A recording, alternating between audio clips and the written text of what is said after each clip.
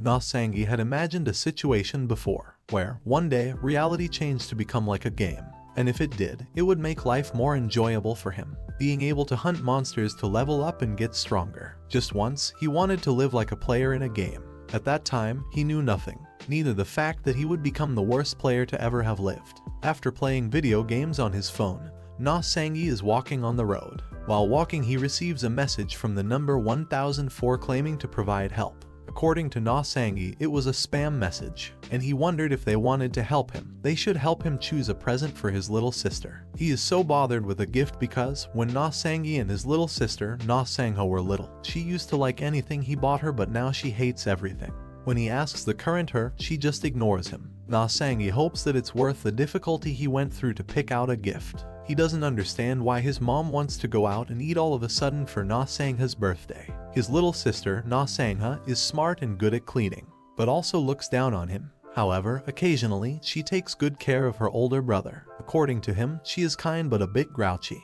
As his mom had said, they were all meeting up at Shindoram Station for Na Sangha's birthday. And so, Na Sangi was on his way to the meeting spot with Na Sangha's birthday gift. But, as he reaches near Shindoram Station, it becomes noisy all of a sudden. As he wonders if something has happened, he receives an emergency disaster message claiming that within the vicinity of the Shindoram Station, a giant, 1-kilometer wide sinkhole has appeared and the citizens in the area should evacuate immediately. Na Sangi passes through the crowd to check the situation. The whole Shindoram Station had disappeared. He didn't want to believe that there was a possibility of his family getting sucked into the sinkhole. So, he hurriedly gives his sister a call. But the call couldn't be reached. Still in disbelief, he runs towards his house hoping for his family to be there. On his way to his house, he keeps assuring himself that his family is safe. While entering the apartment building, there is a red sparkle emitting through his shoes. But Na Sangi doesn't notice and quickly takes an elevator to the 15th floor. He rushes to the main door of his house. But as he opens it, there's pin drop silence, no one to be seen. He yells out to everyone, but no one answers. He tries calling Na Sangha's phone, the ringtone of which could be heard from across the room. Upon hearing the ringtone, Na Sangi was relieved to know that they were at home. But as he enters the room, he finds the whole family dead. While still in shock, he gets a call from the number 1004. Thinking it's spam, he tries to decline the call. But instead, he hears a voice from across the phone, telling him that they will help him. Na Sangi couldn't understand why the phone was suddenly acting on its own. The person across the phone requests Na Sangi to listen to their words carefully. They tell him that the situation he is going through right now is real. Na Sangi is agitated and tries to confront this person, but this person tells him to calm down and listen. The person tells him that Na Sangi's family members have not died yet. As he hears this, believing that his family is alive, Na Sangi tries to wake his sister up. But there is no response. Na Sangi is furious and threatens the person.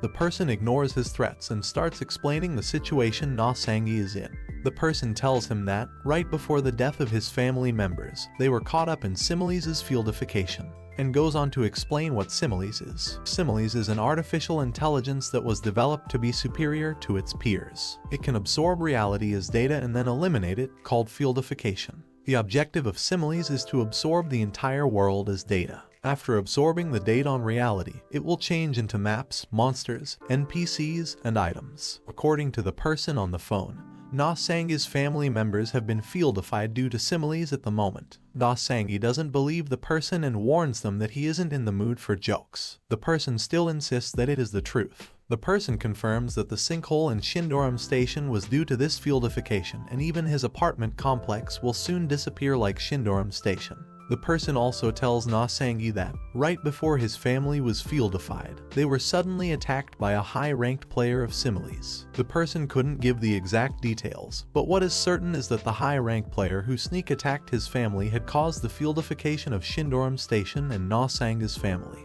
The person warns Na Sangi that if this continues, his family will be completely erased by the similes. If he wants to find his family members, he must register as a player. Na Sangi wields the right to become a player. If he clears the quests that only players can take on, he will be able to find his family again.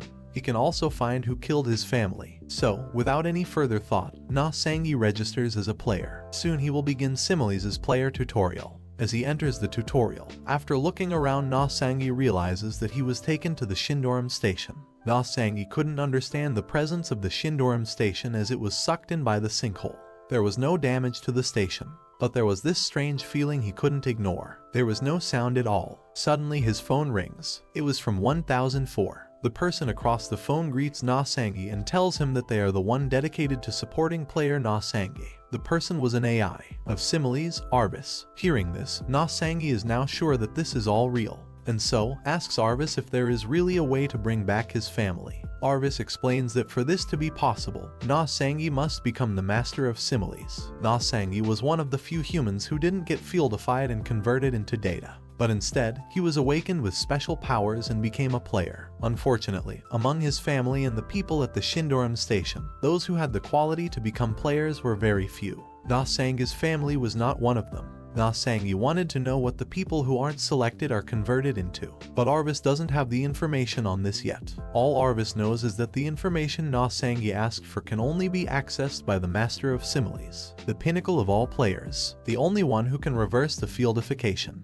To become the Master of Similes, Na Sangi must obtain all of the code pieces hidden all around the world. Code pieces are pieces of the command code that will move this world made up of data. If Na Sangi collects all of the code pieces, he can complete the command code that can make him the master. As complicated as it is, Na Sangi had also guessed that there would be many others searching for these code pieces. Arvis confirms his guess as it tells him that, to collect the code pieces, some players are moving in groups, and including the unknown talented players, many of the players are searching for the code pieces to become the master player. Suddenly, an unknown organism was approaching Na Sangi. For support, Arvis converts the current mobile device into a player device, an earphone. Arvis instructs Na Sangi to wear the player device in his ear. As soon as he wears it, Arvis is obliged to give personal customization tools to all conveniences needed for player activity. Na Sangi's eyes glimmer as the visual system completes the recognition. Depending on what he focuses on, information would appear. With the current device, Na Sangi is accessible to information, combat, item usage, and more. He must keep it on all the time as it is a necessary item to survive in similes. Furthermore, to survive in similes, he must find his special ability. If he cannot find his special ability, he will be deemed incapable of being a player and his existence will be erased by similes. Na Sangi didn't know his special ability, so he asked Arvis for help. But before Arvis can explain anything, it instructs Na Sangi to dodge sideways. Suddenly, someone attacks with a fire extinguisher. It was a station attendant turned into a monster. As he is running away from the monster, Arvis warns Na Sangi to be careful as it is a dangerous individual for the current Na Sangi. While on a run, Na Sangi is trying to figure out how to fight this monster, but the only weapon he could find was in the hands of the monster, the fire extinguisher. Suddenly, the monster catches up to him and bites Na Sangi on his arm. He notices that his body is slowly losing strength. He had to somehow survive. He yells at the monster to get off him, but it doesn't budge. So, with all his strength, he pushes the monster off his arm and kicks it away. Arvis gives out a warning that there is severe damage taken on Na Sangi's left arm. He must take necessary actions to survive as he could be killed in 3 minutes if he doesn't treat the bite mark that has paralyzing toxins. He must eliminate the monster to survive. If he wanted to save his family, he must survive and become the master. So, before the monster gets any closer, with the help of Arvis, Na Sangi activates combat mode. Though there was a little useless information given about the monster, there was one information that stated its weakness. Its weak point was the lower body where there were traces of broken bone on the right thigh. Na Sangi had only one chance, so he gets in combat mode and as the monster nears, he punches hard in the monster's weak spot. Then he picks up the fire extinguisher and attacks the monster with it continuously until it falls to the ground.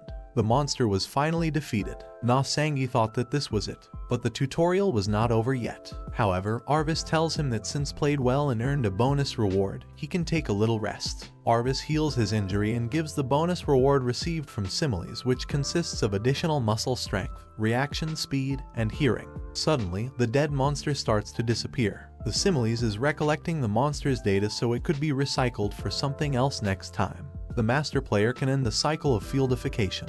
According to Arvis, Na Sangi would be able to become a master. Na Sangi thanked Arvis for believing in him and proceeded to end the tutorial. For him to end the tutorial, he must defeat the Shindora map's boss monster. But to do that, Na Sangi must know his special ability. Arvis is just about to Na Sangi something about his special ability. But suddenly there is a loud bang heard from someone's gun. The loud sound came from upstairs. Upon following the source of the sound, Na Sangi finds a group of people. Among them, 3 were players and 1 was unidentifiable data. Arvis couldn't tell if it was an NPC or a monster. Due to an unidentifiable error, the information was blocked. Despite continuous attempts, Arvis wasn't able to access the information. It was the first time information within similes had been blocked. Out of nowhere, the gun player shoots where Na Sangi is hiding. Na Sangi couldn't understand how this player knew where he was hiding. Arvis then explains that every player has a personal AI, and just like Na Sangi, these players were using their AI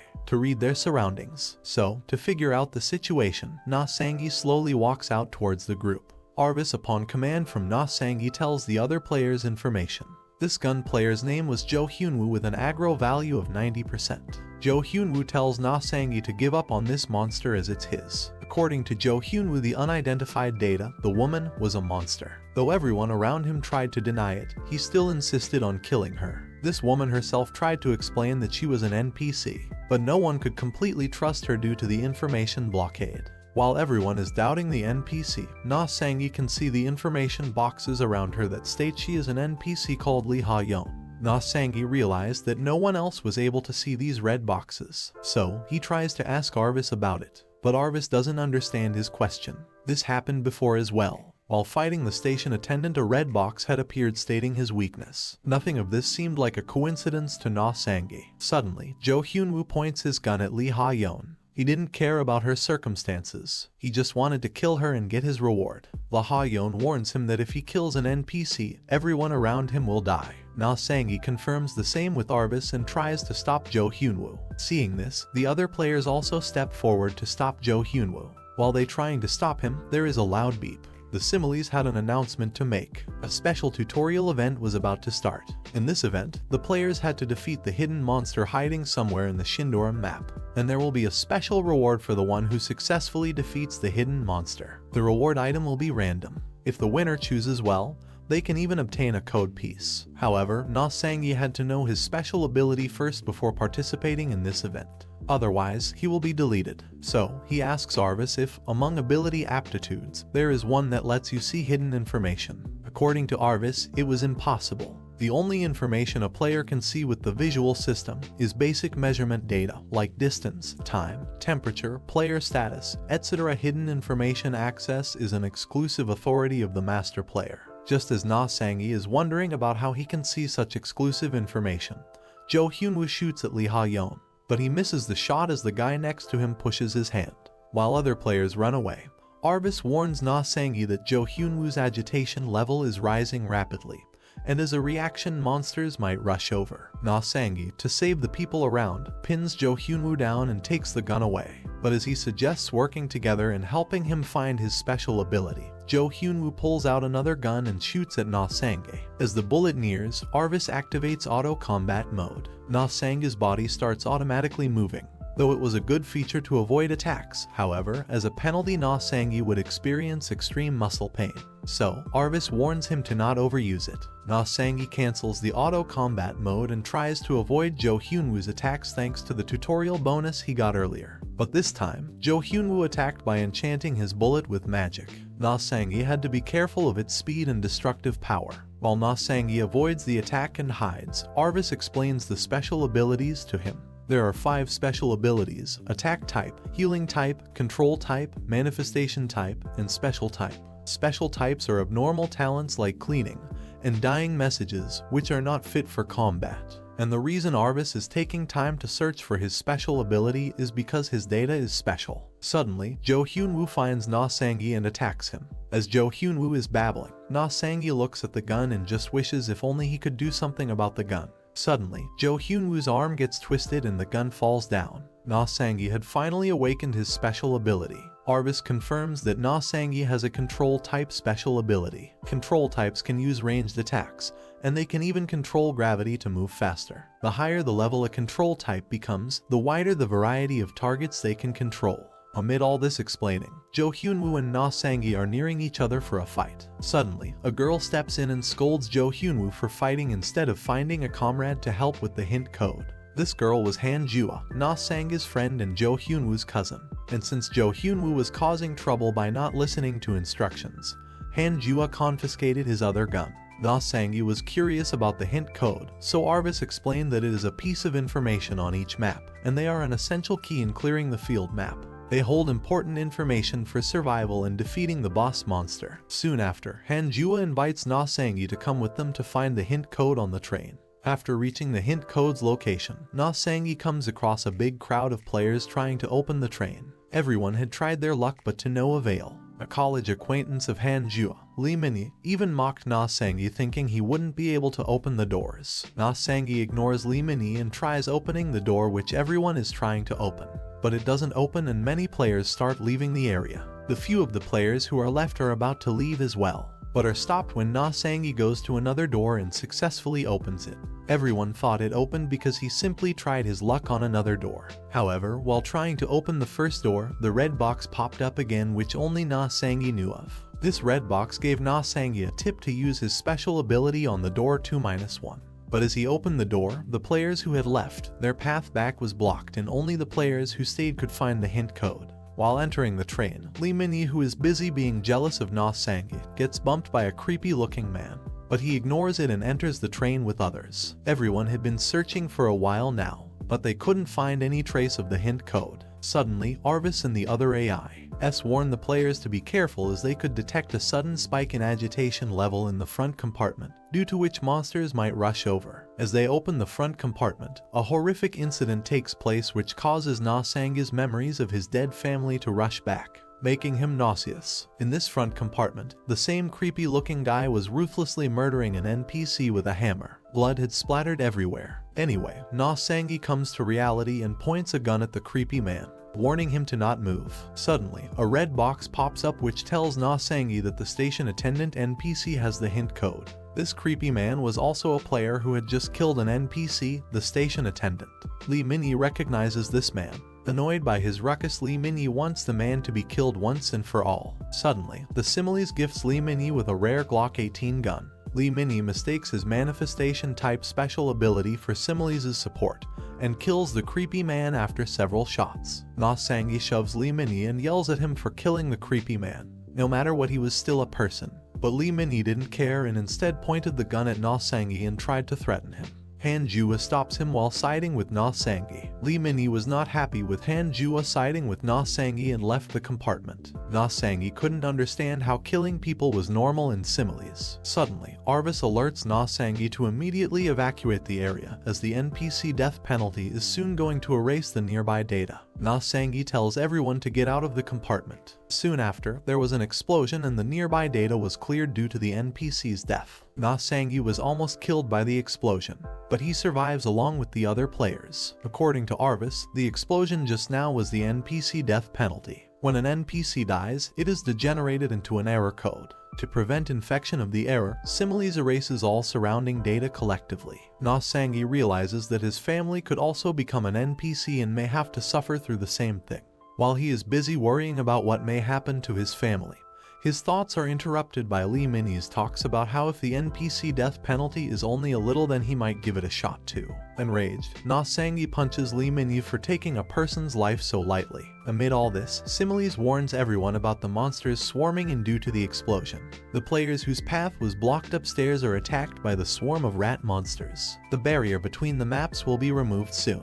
Everyone near the train had to prepare themselves for the monster invasion. Jo Hyunwoo tells Na Sangyu that if they have to fight the monsters, they must find the hint code or they must evacuate the area. Na Sangyu remembers something and runs towards the explosion area. As he had thought, the hint code was caught up in the NPC penalty, but Arvis finds something to be amiss. There was no corpse of the creepy man. Even if the NPC death penalty occurs in Similes, it should be normal for the player's body to remain unaffected. However, there currently was no corpse. Arvis was saying that the impossible had happened. And that was not the only thing Arvis had found to be off. The NPC whose information is inaccessible, the missing player's body, and the rude quest. Everything in Shindoram Station is currently operating in the direction of eliminating players. This was not how Similes generally operated. Therefore, after analyzing the field map data, Arvis found traces of someone hacking and manipulating Shindoram Station. There was something unusual about the events that were taking place, including the incident of Na Sangyu's family and the tutorial. Arvis suggests Na Sangyi be as careful as possible until they find out the truth. Na Sangyi was overwhelmed with whatever was happening, but Arvis snaps him out of it and warns him to evacuate the place soon. Just then, Jo Hyunwoo walks in and learns from Na Sangyi that the person who got killed by Lee Min-hee had the hint code, but it was gone with the explosion. In a fit of rage, Jo Hyunwoo goes to Lee Min-hee and hits him. Though he tells him that it was Lee Min-hee's fault the hint code was gone, Lee Min-hee stays oblivious to it. Meanwhile, Arvis tells Na Sangyi that it was possible to clear the field map without the hint code, but the difficulty may increase. But if he defeats the boss monster, the map will be complete. It was impossible to escape. So, Na Sangyi thinks it's better to hunt the boss monster and quickly clear the map. He scans around for a red box for some information, and when he finds it, the information seems to be about the boss monster's location. He tries to tell others about the location, but Jo Hyunwoo is busy arguing with Lee Min-hee. Lee Min-hee's ego is hurt because of Jo Hyunwoo's words. His energy starts fluctuating due to the rage. Lee Min-hee's information window starts flickering, and a new information window says, "A field trap will activate when in contact." Na Sangyi notices something is wrong and tries to stop Lee Min-hee, but Lee Min-hee activates the trap. Jo Hyunwoo confronts Lee Min-hee, but he acts as though he doesn't know anything. Suddenly, everyone's information window pops up, telling them to defeat the monster overseeing the trap. Suddenly, a monstrous hand starts moving the train, and there is a huge commotion where the players are due to the speed. The speed was so fast that there was a risk of the train getting derailed. So, Na Sangyi tells Han Jua to duck as he uses his special ability to shoot a bullet like a missile so the train stops. But the monster driving the train steps out. According to the information box, this monster was the boss, a Line 2 subway conductor. The red box tells Na Sangyi to avoid facing the monster head-on. But there was something wrong with the information window again. So, Na Sangyi tries to confirm with Arvis about the monster. Arvis confirms by saying that he needs to defeat the monster to deactivate the trap. Suddenly, the other players step forward to attack the monster. Na Sangyi tries to warn them, but they don't listen, and a few get killed by the monster ruthlessly while the others run away. Though it was a video game where it was normal for people to die like this, there's no way Na Sangyi found this to be okay.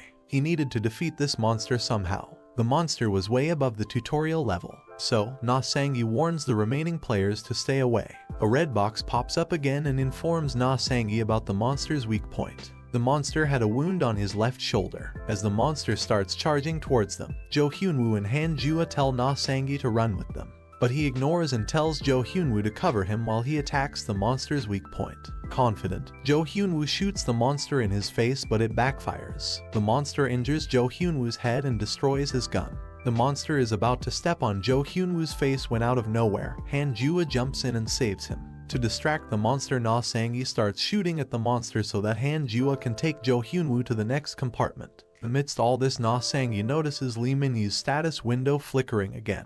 Lee Min-hee's window had been funky even before that monster appeared. This suspicious behavior confirmed Na Sangyi's suspicions that Lee Min-hee was the boss. Lee Min-hee was more dangerous than the monster, but before Na Sangyi could catch up to the next compartment, Lee Min-hee blocked the door with his magic. Na Sangyi yells at him to get rid of the blockage immediately, but the monster catches up to him and attacks. Na Sangyi avoids the attack, but he doesn't know what Lee Min-hee is thinking. Na Sangyi had to take care of this monster somehow. Suddenly, the monster kicks Na Sangyi and sends him flying. He partially deflected the attack with his ability, but it still hurt. Thankfully, he could still move. As he was wondering if there must be a way to beat this monster, the red box popped up to give him a tip again. This tip again had a weak point of the monster. The monster was used to darkness but sensitive to light. The lights had been off the whole time, giving the monster a benefit in combat. So, Na Sangyi turns the lights on with his ability, and as he had thought, the monster weakens. Na Sangyi takes this opportunity to attack the monster with a spear. But Arvis warns him that he can't deal with the large damage to a high-level monster. But he couldn't just stay put and is about to attack. Suddenly, Arvis helps him with more power and he finally attacks the monster. The monster was silenced. Next, Arvis and Na Sangyi discuss how things were odd and that the monster wasn't the actual boss. Meanwhile, Han Jua is arguing with Lee Min-hee to get rid of the wall that he put up. She couldn't just leave Na Sangyi to die. But Lee Min-hee doesn't listen to her and gets aggressive. Han Jua couldn't understand why she was losing strength against Lee Min-hee when she was an attack type. To buy time for Han Jua to get out, Jo Hyunwoo starts to taunt Lee Min-hee. Due to this, Jo Hyunwoo is kicked in the stomach. Han Jua tries to stop him by calling him crazy, And that's when Lee Min-yi starts showing his true self. Lee Min-yi was not a normal player but a player-type monster, and the boss, Na Sang-gi, on the other side of the wall, finally breaks it and enters the compartment. But there was only Jo Hyunwoo. Lee Min-yi had dragged Han Jua along with him and ran to another part of the train. Na Sang-gi rushes to save Han Jua. Meanwhile, Han Jua tries to break free of Lee Min-yi's grasp. She flings a cutter knife at him and breaks free. After breaking free, she tries to leave as she wants to save Na Sang-gi, but Lee Min-yi blocks her path with the ice wall. He tells her to give up on Na Sang-gi as he's already dead and it would be better for her to stick with him. Han Jua ignores him and orders him to open the path he has blocked. Lee Min-yi instead responds with an attack. He warns her to shut her mouth or he might kill her, but Han Jua doesn't back down, which results in Lee Min-yi attacking her. Han Jua swiftly dodges his attacks. She couldn't just ignore him and leave. She had to defeat this guy as soon as possible. As she reaches Lee Min-yi, she remembers her time with Na Sang-gi in the real world. Since long ago, she only ever got help from Na Sang-gi. That's how it always was. She felt like she was a burden to Na Sang-gi, unable to help despite being at his side. She wanted to become someone Na Sang-gi could rely on. And so, she gathers all her strength and attacks Lee Min-yi with her cutter knife. But it didn't work. Lee Min-yi counters her attack with a hard kick in her stomach. He keeps kicking her while asking her to beg him to let her live. Han Jua doesn't falter and tells him to move. Lee Min-yi is shocked by this reaction as he believes she likes Na Sang-gi so much that she wants to follow him to death, and so offers to grant her wish. Just then, Na Sang-gi breaks down the wall. Han Jua is relieved to see Na Sang-gi safe. Na Sang-gi was struggling to break down the ice, but it was thanks to Han Jua fighting Lee Min-yi that the ice got weaker, making it easy to get in. Suddenly, Han Jua falls unconscious. Lee Min-yi places his foot on Han Jua and admits to Na Sang-gi that he was about to kill her. Na Sang-gi tells Lee Min-yi to move his foot. Lee Min-yi scoffs at Na Sang-gi for acting all high and mighty when he is about to die. Lee Min-yi was jealous of Na Sang-gi. Lee Min-yi believed that if it weren't for Na Sang-gi, Han Jua and others would have followed him. While Lee Min-yi is still ranting about his narcissism and attacks Na Sang-gi dodges the attacks, speeds in toward Lee Min-yi, and shoots him in the head. Similes congratulates him for defeating the boss monster Lee Min-yi. The Shindoram Station field map had been cleared. Additionally, all surviving provisional players will be promoted to player. But amidst all this, Na Sang-gi still remembers his talk with Arvis where it was revealed that because the code got messed up, Lee Min-yi, who was originally just a player, ended up becoming the boss monster. Arvis knew that Na Sang-gi was concerned about how Lee Min-yi was a human. So, Arvis snaps Na Sang-gi out of it by saying that his comrades might be in much danger for him to show mercy to a monster. After the map was cleared, Na Sang-gi is resting on a grassland alongside Han Jua, who just woke up after healing. There, Na Sang-gi explains the whole situation that took place at the station to Han Jua. At the end of her worries, Na Sang-gi tells her to be happy that they survived. While gazing at the stars, Han Jua inquires about Jo Hyunwoo. According to Na Sang-gi, Jo Hyunwoo left after getting healed. As they leave the grassland area, Han Jua is curious about why Na Sang-gi didn't leave even when the exit door was open. It was because Na Sang-gi wouldn't just leave his friend behind. They don't when someone else might get hurt, and so they both want to stick together to protect each other no matter what. Meanwhile, in a meeting room filled with men in military suits, a person is reporting about the Shindoram Station field map. According to this person, the tutorial created to be unbeatable had been cleared. These men couldn't believe it, so their chief gives out an order to arrest all the survivors of the Shindoram map. On the other hand, a girl sitting on the top of a building gets a call from a person who addresses her as president. She had received information relating to a mutant player. For getting first place in the tutorial, Na Sang-gi's stat points go up and he receives an additional reward from the similes. There were random boxes from which he could only pick one. One of the boxes contains a code piece. Han Jua thinks that the chance of getting a box with the code piece is very low, but Na Sang-gi without any hesitation walks up to a specific box and opens it. He had successfully obtained a code piece. On the other hand, Han Jua also gets a status update of her earning a reward. Arvis is curious about how Na Sang-gi was able to earn the code piece so easily. So, Na Sang-gi reveals the red box that always gave him the hidden information. Arvis is surprised at this revelation as this was a master's ability, which normal players should not have. Arvis warns Na Sang-gi to never tell anyone about this, as it could be regarded as a system error, and he could be removed. Na Sang-gi's special ability also seemed to be a bit weird. Looking at the tutorial, Arvis felt that Na Sang-gi seemed more like a special type. Special types are usually duds, but there is a slim chance that one comes with a combat trait. The first ability Na Sangi used was the control type. However, during the battle with the conductor, he used a manifestation type. Additionally, he used the attack and control type in the battle with Lee Minyi, originally, where Na Sangi should have only one special ability. But according to Arvis, Na Sangi had a special type of ability that enabled him to use various special abilities. Though it was a powerful ability, Arvis was worried that this ability was also similar to Master's skill. While Na Sangi is wondering if this all is just a coincidence, Hanjua arrives and shows him her reward. It was a grade precious steel sword. Now, since the reward distribution has ended, Similes closes the Shindoran map and warps to Uedo. As Hanjua and Na Sangi are trying to figure out where to go, a man claiming to be a lieutenant of the Overseer Bureau of Investigation tries to convince them to follow him. According to the status window, his name was Lee Joan-wai. But since Na Sangi and Hanjua are suspicious of him, Lee Joan-wai suddenly takes out a gun to kill them right away. Hanjua stops the bullet with her sword, but in the process, she gets shot in the head. Suddenly, a girl kicks the man unconscious and approaches Na Sangi, who is holding Hanjua. Hanjua was surprisingly still breathing. It was thanks to a shield that blocked the attack. This shield was put up by the man who accompanied the girl. This girl introduces herself as Kwon Shin-ah, the president of the Klein Company. Her special ability was of control type.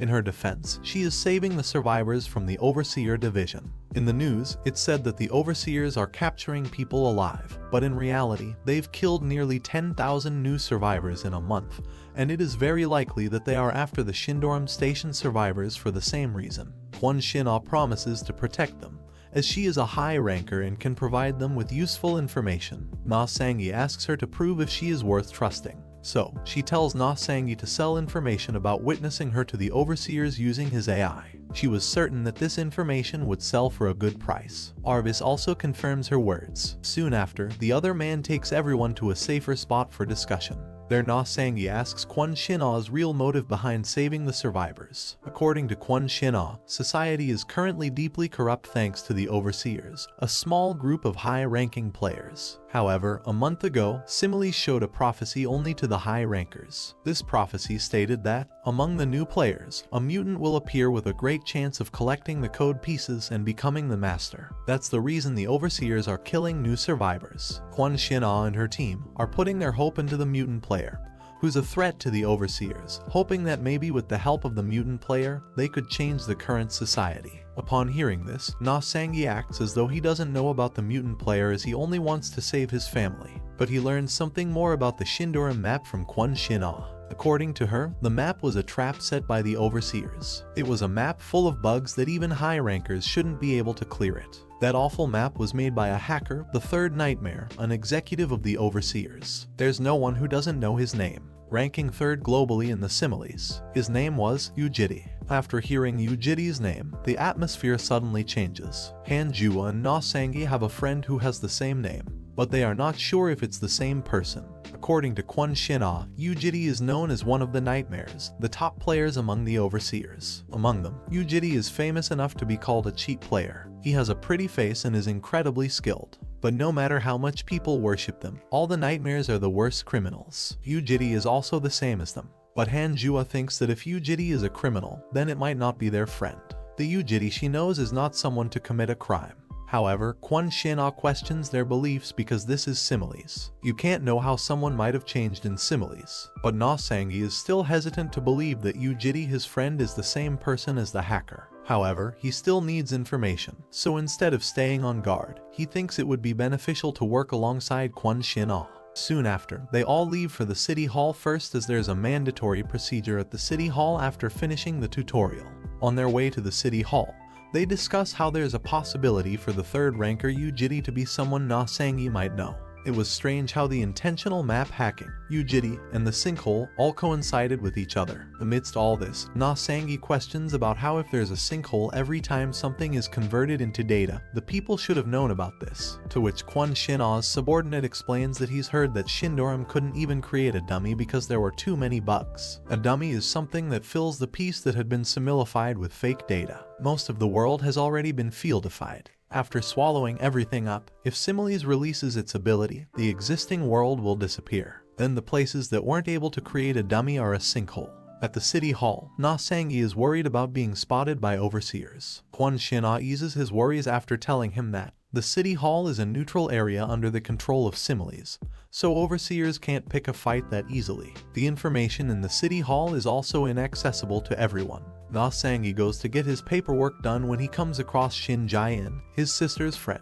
She was caught up in the codification and became an NPC. He wants to know if his sister was here too, but Shin Jae-in never saw her. He just hopes that his family has become NPCs instead of being monsterized. Suddenly, Na Sangyi is caught off guard when Shin Jae-in figures out that he was the one who defeated the boss monster and the one that the media went crazy over. He tries to deny it at first, but Shin Jae-in tells him not to worry, as even though the city hall has all the information, a city hall NPC isn't able to leak it. Plus, she was on his side since she was his sister's friend. Then they take it the items Na Sangyi had obtained from the Shindoram map. First, the train conductor gloves to skillfully operate any vehicle and machinery, and a rare item, Lee Min-yee's identification card. To know the effects of these items, Na Sangyi must have a detailed appraisal. Na Sangyi wanted to throw away Lee Min-yee's ID card, but Shin Jae-in persuades him to keep it as it may be valuable. Next, Shin Jae-in tells him that his stats are quite low for someone who defeated a boss, so he must make use of the stat scan. Every creature in similes has its own code. If Na Sangyi scans it, he can absorb his opponent's stats and make them his own. It is possible to use it against players too. If he scans a dead player's code, he can steal that player's stats. However, there are several penalties that will not be beneficial for Na Sangyi. After all the work, Na Sangyi's rewards are added to his newly opened bank account, where the total amounts to $5,100,010. Surprisingly, Lee Min-yee's worth was only $10, but Na Sangyi pays no heed to it and waits in the corridors for Han Jua after being encouraged by Shin Jae-in. Suddenly, he hears a familiar voice calling out to him. It was his friend Yu Jiri. After seeing Yu Jiri, all the past memories of Na Sangyi with him rush back. Yu Jiri had transferred schools at an awkward time. There were rumors about how his father was a high-ranking official, and his parents were living separately. The kids couldn't understand why he chose to go to a normal school instead of a prestigious one. He was ostracized the moment he entered the school, so he won't even dare to play with other kids. Na Sangyi noticed the lonesome Yu Jiri, befriended him, and took him out of his shell. They were a good duo but got separated after high school. Now at present, after telling Yu Jiri how his family and he loved and missed him, Na Sangyi couldn't find the old loving Yu Jiri. The current Yu Jiri was cold and ruthless. All the suspicions were pointing at Yu Jiri. So, Na Sangyi confronts him. Surprisingly, Yu Jiri doesn't deny it and praises Na Sangyi for his quick-wittedness. Na Sangyi couldn't hold his anger and activated his combat mode. His powers were fluctuating due to his anger. Similes warns the players about a strong energy being detected in the city hall. According to Similes, using combat mode in public facilities is prohibited, and requests to disable the combat mode. While everyone steps back to avoid danger, Kwon Shin-ah tries to help him but is blocked by the wall. Meanwhile, Yu Jiri tells Na Sangyi he tried to kill him twice. The first time, Yu Jiri tried to kill Na Sangyi at his apartment, but he was called back by the nightmares. The next was at Shindoram, where he tried to kill Na Sangyi with Lee Min-yee. Furious at Yu Jiri's words, Na Sangyi attacks him and breaks his guard. Yu Jiri, rank 3, is a special type of user. His ability is stat control. He can control his stats freely, ignoring all limitations. His strength, agility, defense, and health all were marked the highest. Everyone was shocked that Na Sangyi broke through that monster's special guard. Yu Jiri, who was equally surprised as the others, tells Na Sangyi that he should have eliminated Na Sangyi with his family, even if it meant staying there, because Yu Jiri didn't think that things would get this annoying. Yu Jiri commands his AI Garvis to activate combat mode and uses his sword to attack. Na Sangyi gets injured near his abdomen. He needed to back up and look for Yu Jiri's weakness, so he hides behind a pillar while Yu Jiri searches for him. Yu Jiri can't scan the area or use motion radars in the city hall to quickly find Na Sangyi, so he tries to make Na Sangyi come out by himself by provoking him. He tells Na Sangyi that he killed Na Sangyi's family with the same sword he has in his hands. It was funny and irksome to Yu Jiri how they made such a big fuss, talking about how nice it was to meet after so long. Na Sangyi was his target because he was an irregularity. If he would have been there, Yu Jiri wouldn't have killed his family. While rambling about how he killed the family, he finds Na Sangyi and slices him with the sword. But the one Yu Jiri attacked was a fake. The real Na Sangyi charges at Yu Jiri from the back with a gun. Though Yujiri avoided the attack, he could tell that Na Sanga's stats were quite high for a newbie. Maybe it was because of the code piece that he noticed in Na Sanga's pocket. Meanwhile, Kwon Shin-ah and her subordinate are determined to bring Na Sangi to them. Na Sangi, on the other hand, uses his power on his gun to shoot at Yujiri, who dodges it and charges towards him while declaring to kill Na Sangi and take away the code piece. Kwon Shin-ah orders her subordinate, Lee Han-soo, to use a shield to protect Na Sangi, but Na Sangi gets stabbed anyway. Han Jua was devastated to see Na Sangi get stabbed. Yujiri had stabbed Na Sangi in the heart with the black blade, but he was still fully conscious. The black blade had the special effect of permanently damaging the target's health and may also lead to death. Yujiri was surprised that Na Sangi was still holding up quite well after such a critical attack. Na Sangi firmly tells Yujiri that he will for sure kill him. Yujiri, on the other hand, thinks that those are just empty words coming from someone who's half dead. Suddenly, Na Sanga's power acts in a way that even shocks Yujiri. It was clearly something Yujiri had not expected. Yujiri couldn't understand what kind of power was Na Sangi using.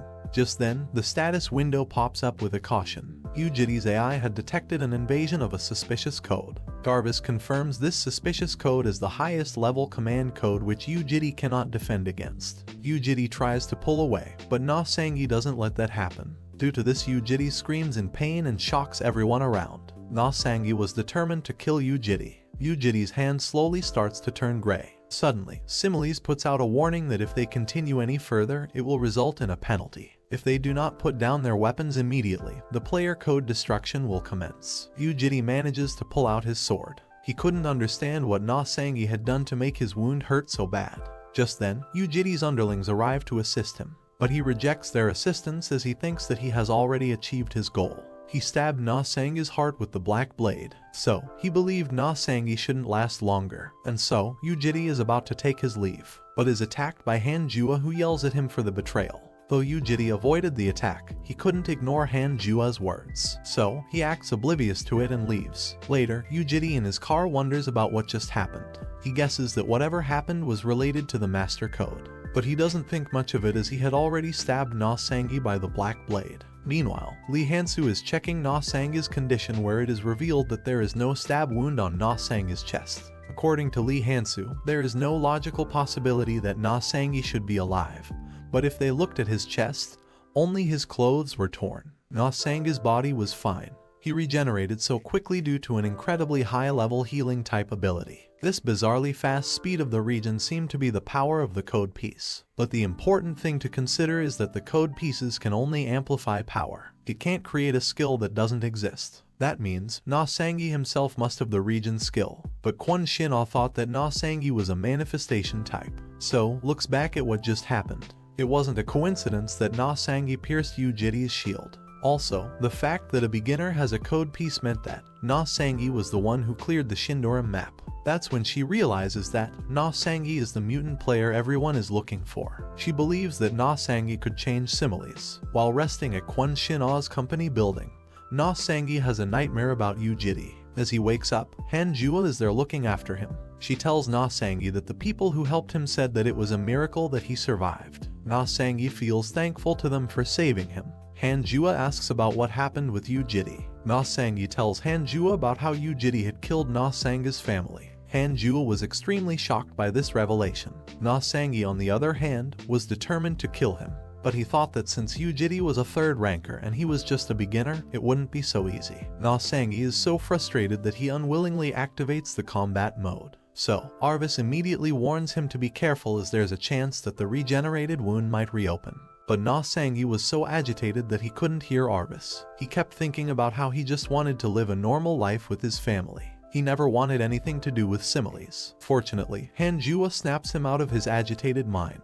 She tells him that this is their reality now and they don't know anything yet, but Na Sangi can change everything back. She didn't know why, but Han Jua could feel it. It might be hard, but Han Jua promises to be with Na Sangi and tells him to lean on her when things get tough. He calms down while holding her hands and thanks Han Jua for always being there for him. Soon after, Na Sangi gets up from his bed. Han Jua wants to confirm if his body is alright for him to get up and walk around. Meanwhile, Lee Han-soo and Kwon Shin-ah are going through the discussion forum. Due to the incident at the city hall, the world is in an uproar. People are saying that the impervious nightmare was crushed and are asking about the one who wounded Yujiri. There's no accurate information. That's why people are referring to Na Sangi as the secret player. In the city hall, instead of finding his family, Na Sangi almost died. He felt that he was still too weak and needed to get stronger. He also needed information. So, after changing into his new clothes, along with Han Jua, Na Sangi visits Kwon Shin Ah's office. Upon entering, Na Sangi apologizes for hiding his true identity,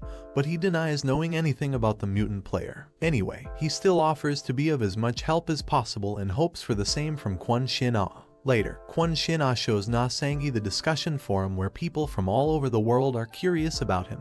But Na Sangi isn't very happy about this as he feels that he wasn't able to do anything.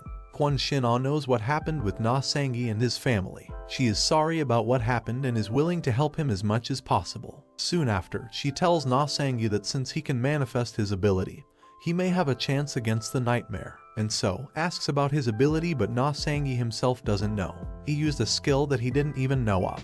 That's why it'd be nice if he could analyze his ability. So, since Kwon Shin Ah did say that she'd help him, Na Sangi wants an accurate analysis of his ability since he only knows that it's a special type.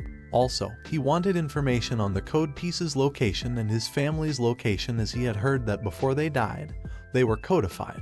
Unfortunately, there was nothing Kwon Shin Ah could help him with, especially his family's information. They needed to be able to look at the similes data, but only the overseers could use a portion of similes' data as they wanted to monopolize the system information to create a better situation for themselves. So, to get information, they'd have to go through an overseer. However, that wasn't easy either. Only the high-ranked among the overseers had access. Suddenly, Kwon Shin Ah realizes that there is a way. She has a friend who is an overseer. This friend was the chief of the Bureau of Technology, and her analyzing skills were beyond compare. Since she is a special type of player who can code scan, she may be able to analyze Na Sangi's ability. Na Sangi was skeptical of this friend of Kwon Shin Ah, as it may be dangerous to meet an overseer. According to Kwon Shin Ah, though it was dangerous, it was worth a try. As Na Sangi is curious about how they can meet this friend, the company's alarm goes off. Someone had hacked their system and intruded on it. It was none other than Ella Weaver, Kwon Shin Ah's friend. Kwon Shin Ah scolds Ella for playing around, as they might get in trouble if caught by the overseers. Ella justifies her actions as the reason Kwon Shin Ah solely enjoying her time with the secret player. Kwon Shin Ah wanted to know how much had Ella heard. Since the connection wasn't good, Ella could only hear that they needed a similes DB. It's not something anyone can decipher, so Ella tells them that she can help with it. Kwon Shin Ah thinks that meeting right now wouldn't be a good choice as they might get caught. She thinks that it would be better to contact Ella once they come up with a plan. So, she tried to disconnect her call with Ella, but Na Sangi stops her. Ella was curious about Na Sangi's ability that pierced through Yu Jiti's absolute defense and only wanted to meet up and do a detailed analysis. Na Sangi agrees to it and decides to meet up with Ella. The meeting place was located at Hongdae. While Na Sangi is waiting for Ella, Lee Hansu, Han Jua, and Kwon Shin Ah are keeping a lookout from a distance. Lee Hansu is keeping a lookout through a room. Han Jua is keeping a watch through a car.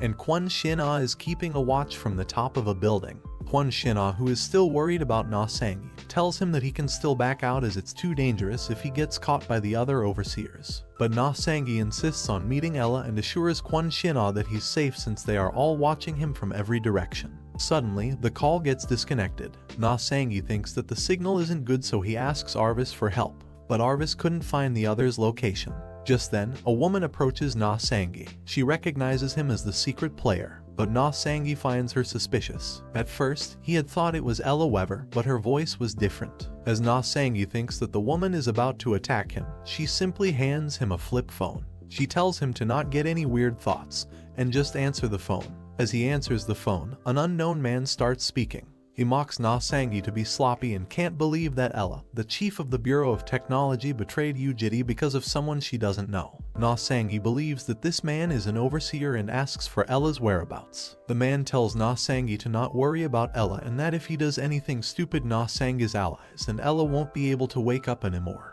According to the man, no matter how strong Na Sangye's allies are, it'll be hard even for them to deal with a large number of overseers. The man tells Na Sangye to follow the woman and warns him one last time to not do anything stupid or she'll drag him along even if it means cutting a leg or two.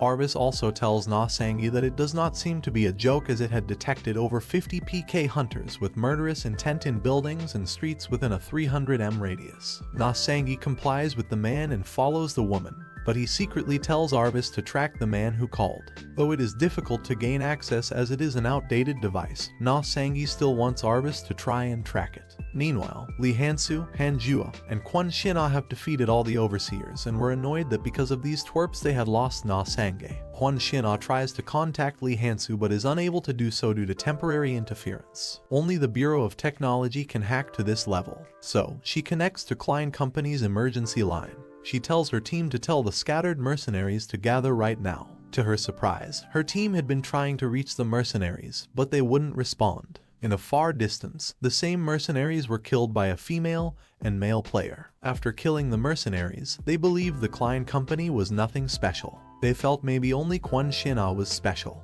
Moreover, the female player thought that there was no need for the three of them to simply catch a newbie. However, the male player tells her to not let her guard down as Na Sangye is the guy who injured Yu Jitty. The female player couldn't believe that they were doing something that's not even clarified, but the male player shuts her up and tells her to focus on the mission. Na Sangye and the woman were slowly getting into a deserted area. Without a doubt, Na Sangye doesn't see any openings that he can use. He believed the woman's skills were at least mid-level or even higher. It'll be more advantageous for him to attack the higher up first than to deal with both of them. Later, Na Sangye asks Arvis about the location and learns that according to the coordinates, it is the building on his right. However, Arvis was not able to locate the floor number. Na Sangye was certain the man was watching him as only one window had its curtains drawn. While looking around, Na Sangye realizes that the woman is leading him to another path. He needed to buy some time even if it's just a little. So, he asks her if the person who called him is waiting for him and she turns around. He jumps in for an attack.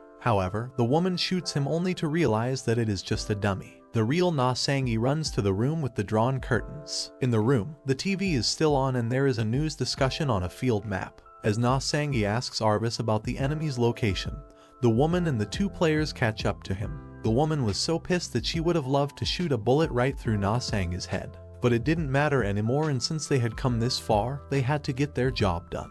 The move opens her flip phone and suddenly there is a huge flash. Na Sangye had entered a field map. He was in the abandoned city in Mapo district, Seoul. He remembers that Kwon Shin-ah had said that he wouldn't be able to get out until he cleared the map. As Na Sangye is looking around checking with Arvis if the communications are back, the female player and the male player one by one start attacking him. These PK players don't think that Na Sangye is the secret player and try to inform the woman. But for her, it didn't matter as they had to just complete their mission. Na Sangye didn't have any way to call for help, and to have a head-on match with three of them was dangerous. He needed to find another way. So, he takes a deep breath and prepares for the fight. The wall Na Sangye was hiding behind is cracked open by this female player. She lunges in for an attack, but Na Sangye quickly dodges it. As she wonders if he is a control type, the male player jumps in from the back and starts attacking with his sword. But Na Sangye defends the attack, which makes the male player believe that Na Sangye is a manifestation type. As Na Sangye shoots at the male player and avoids another attack, the woman waiting in the distance shoots at Na Sangye. He avoids the attack with a healing type ability which shocks all three of them. Na Sangye now knew that they were all weaker than Yu Jitty, and that's why he found it funny to go up against them. Suddenly, Na Sangye gets a call from Lee Hansu. Lee Hansu reveals that according to the information from the location scan, it seems like the overseers entered a manipulated field map. Once the gate closes, Lee Hansu, Kwon Shin-ah, and Han Jua won't be able to get in there and help Na Sangye. So, Lee Hansu tells Na Sangye to use the ability he used against Yu Jitty. But Na Sangye is afraid that he can't use it as it's a power he doesn't even know of. Lee Hansu tells him that he's the only one who can recall that feeling and must think hard. But Na Sangye isn't even sure if he can get out of this field map after defeating those guys. If it were a normal field map, he would have needed to kill a boss monster to complete it. but the one Na Sangi is in is a bit strange. It's something similar to a battleground and there aren't any monsters either. Kwon Shin-ah thinks the overseers have an item that replaces the missing boss monster, so she tells him to destroy that item. As Kwon Shin-ah tells Na Sangi to destroy the item, the woman shoots at him again and the communication gets forcibly disconnected. There seemed to be no other choice for Na Sangi but to confront these PK players about the item. And if he wanted to go up against them, he needed to find his ability. Before that, a head-on match seemed to be a no-go. Things go silent for a while. At that time, the female player and the woman discussed how Na Sangi had several types of special abilities, but the male player tells them to shut up and focus on tracking Na Sangi down as he thinks no matter how good Na Sangi is, he is still a newbie. While trying to track Na Sangi, the male player notices smoke surrounding him. He thinks Na Sangi must be aiming for a surprise attack and calls it a shallow move. The male player seems to have felt Na Sangi's presence and attacks him after finding him. Yet again, it was just a dummy and the real Na Sangi is behind him. There is a fierce battle going on between them. Amid the fight, Na Sangi was still holding it off with his special ability change, but he had to recall that sensation somehow. After the fight, Na Sangi hides again. He wasn't able to get past the male player's guard, but the bullets had a paralyzing effect. That was the most advanced skill among the control type abilities that Na Sangi had used. And so, they were certain that Na Sangi would be out of magic power because he used too much of his abilities. While Na Sangi is trying to run and hide, the woman ambushes him and hits him in the head, making it bleed. She then kicks him into a corner and shoots him, but Na Sangi avoids the bullet with a partial shield. The woman calls Na Sangi pathetic as it seems he has used up his magic and starts kicking him. Na Sangi was slowly losing consciousness. While unconscious, he thinks about how he wants to give up, but then he remembers that there's something he has got to do. He needed to kill Yujiri and take back his family. Moreover, he has to destroy this rotten similes. These thoughts motivate him and awaken the ability he had previously used on Yujiri. The woman is shocked that his magic power has changed. Na Sangi, without losing a minute, shoots the woman in her arm and tells the three of them to shut up and give him the item to clear the map. Na Sangi's attack results in the woman losing one of her arms. The female player in Ager tries to retaliate, but the male player and the woman stop her. The woman ends the fight then and there, since this was a mission where they were ready to risk their lives, and since they had confirmed his identity as the secret player, there was no need to continue this fight. Meanwhile, the man who had ordered them to do this was worried and tried to contact them. Instead, he gets a phone call. As he answers it, he hears Na Sangi's voice, who was standing right behind him. Na Sangi punches the man so hard that he falls to the ground with a nosebleed. Na Sangi was mad that just to check his ability, this man almost killed him, and so is about to hit him, but the man tries to justify his actions as a necessary measure to confirm if he was a secret player. The Bureau of Technology needed proof that Na Sangi was the secret player because their lives were also at stake. They never really planned to kill him. According to the status window, this man is called Shin Yiho and has a special type of machinery control ability. Na Sangi doesn't plan to kill Shin Yiho but wants to vent out his anger. But he still holds back and asks Shin Yiho if the chief was behind all this. However, according to Shin Yiho, this was all planned by himself. The chief wasn't aware of this, but Na Sangi can't trust him and asks for the chief Ella Weber's whereabouts. Just then, Ella enters the room. According to the status window, she has a special type of code scan ability. Ella apologizes to Na Sangi on behalf of her staff's rudeness and takes entire responsibility as their supervisor. Shin Yiho, on the other hand, still believes it to be a necessary procedure but gets scolded by Ella. Ella also demotes him to a lower level job where he'll work as a tech slave. Suddenly, Han Jua, Kwon Shin-ah, and Lee Hansu rush in looking for Na Sangi. Han Jua checks on Na Sangi if he's hurt or not and asks him about his dirty shirt. Na Sangi laughs it off as a consequence of rolling here and there. Kwon Shin-ah, on the other hand, warns Ella to not let this incident slide.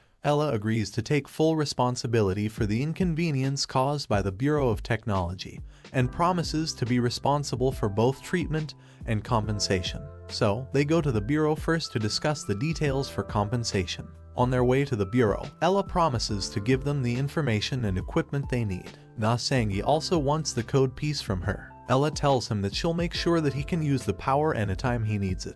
Although the transfer of ownership may be difficult due to the overseers, but since Na Sangi is the secret player, the ownership won't be a problem. Na Sang-yi didn't have to worry about people at the bureau finding out his identity because they were all busy with research work and also excited to hear that Yu-jiri got a beating from the secret player. Everyone at the bureau hated the nightmares for forcing them to conduct research by killing the staff and their families. Then, out of nowhere, a player who could punish those people appeared. So, it was only natural for the staff to become desperate. That's when Na Sang-yi understood the reason behind the field map incident. However, even with Ella's high expectations, Na Sang-yi still didn't know his ability. But Ella tells him not to worry about it because she can tell his ability right away. So, Ella tries to touch Na Sang-yi to scan his code. But the other girls are against this process of Ella and try to stop it. However, there's no need to touch Na Sang-yi's body as he already has an item provided by Arvis consisting of Na Sang-yi's ability in code language. Arvis had taken this measure to not reveal the fact that he could see information specific to the master. So, the item had all the information except one that was only known to Na Sang-yi and Arvis. This item had a code that required an expert's decipherment, which Ella could easily decipher. Soon after, they leave with Shin Yiho to access the Similes database to find out what happened to the people who got caught up in the Shindoram map. Meanwhile, at the Overseer Jurisdiction Bureau of Health Services, Yu-jiri is getting his wound checked. According to the doctor, it was not a normal wound and there was something wrong with Yu-jiri's code. There was nothing they could do to fix it in the medical field. Yu-jiri, who still thinks that Na Sang-yi is dead, curses him for creating a code anomaly in Yu-jiri's player code. The doctor reminds him that he can seek help from the Bureau of Technology. With an evil smile, Yu-jiri decides to visit them, and is sure that they'll help him if they don't want to die like they did in the past. With the Nightmare close to losing its prestige, there is havoc in the Korean branch of Nightmare. There was no information about who did the attack. Global Rank 4 and Global Rank 6, Jae Yuna and Hyo Young-hoon are consulted with this matter. As Jae Yuna asks the person on call to not worry as the secret player is dead, he orders Jae Yuna and Hyo Young-hoon to deal with the press. The person on call blames it all on Jae Yuna and Hyo Young-hoon. Hyo Young-hoon punches the table out of anger because it was not their fault but Yu-jiri for losing. Wondering where Yu-jiri goes after all this mess, Jae Yuna shares that she heard he went to the Bureau of Technology. Hyo Young-hoon wonders why Yu-jiri would go there. At the same time, Shin Yiho is searching for Han Jua and Na Sang-yi's fathers. He finds out that Han Jua's father, Han Yongju, is in Korea's Chungай Stream field map. They wonder if he can be a monster, but there are many NPC merchants too. Therefore, nothing could have been said clearly. To enter Chungai, they will need to have at least an intermediate skill set as it is a level 3 field map.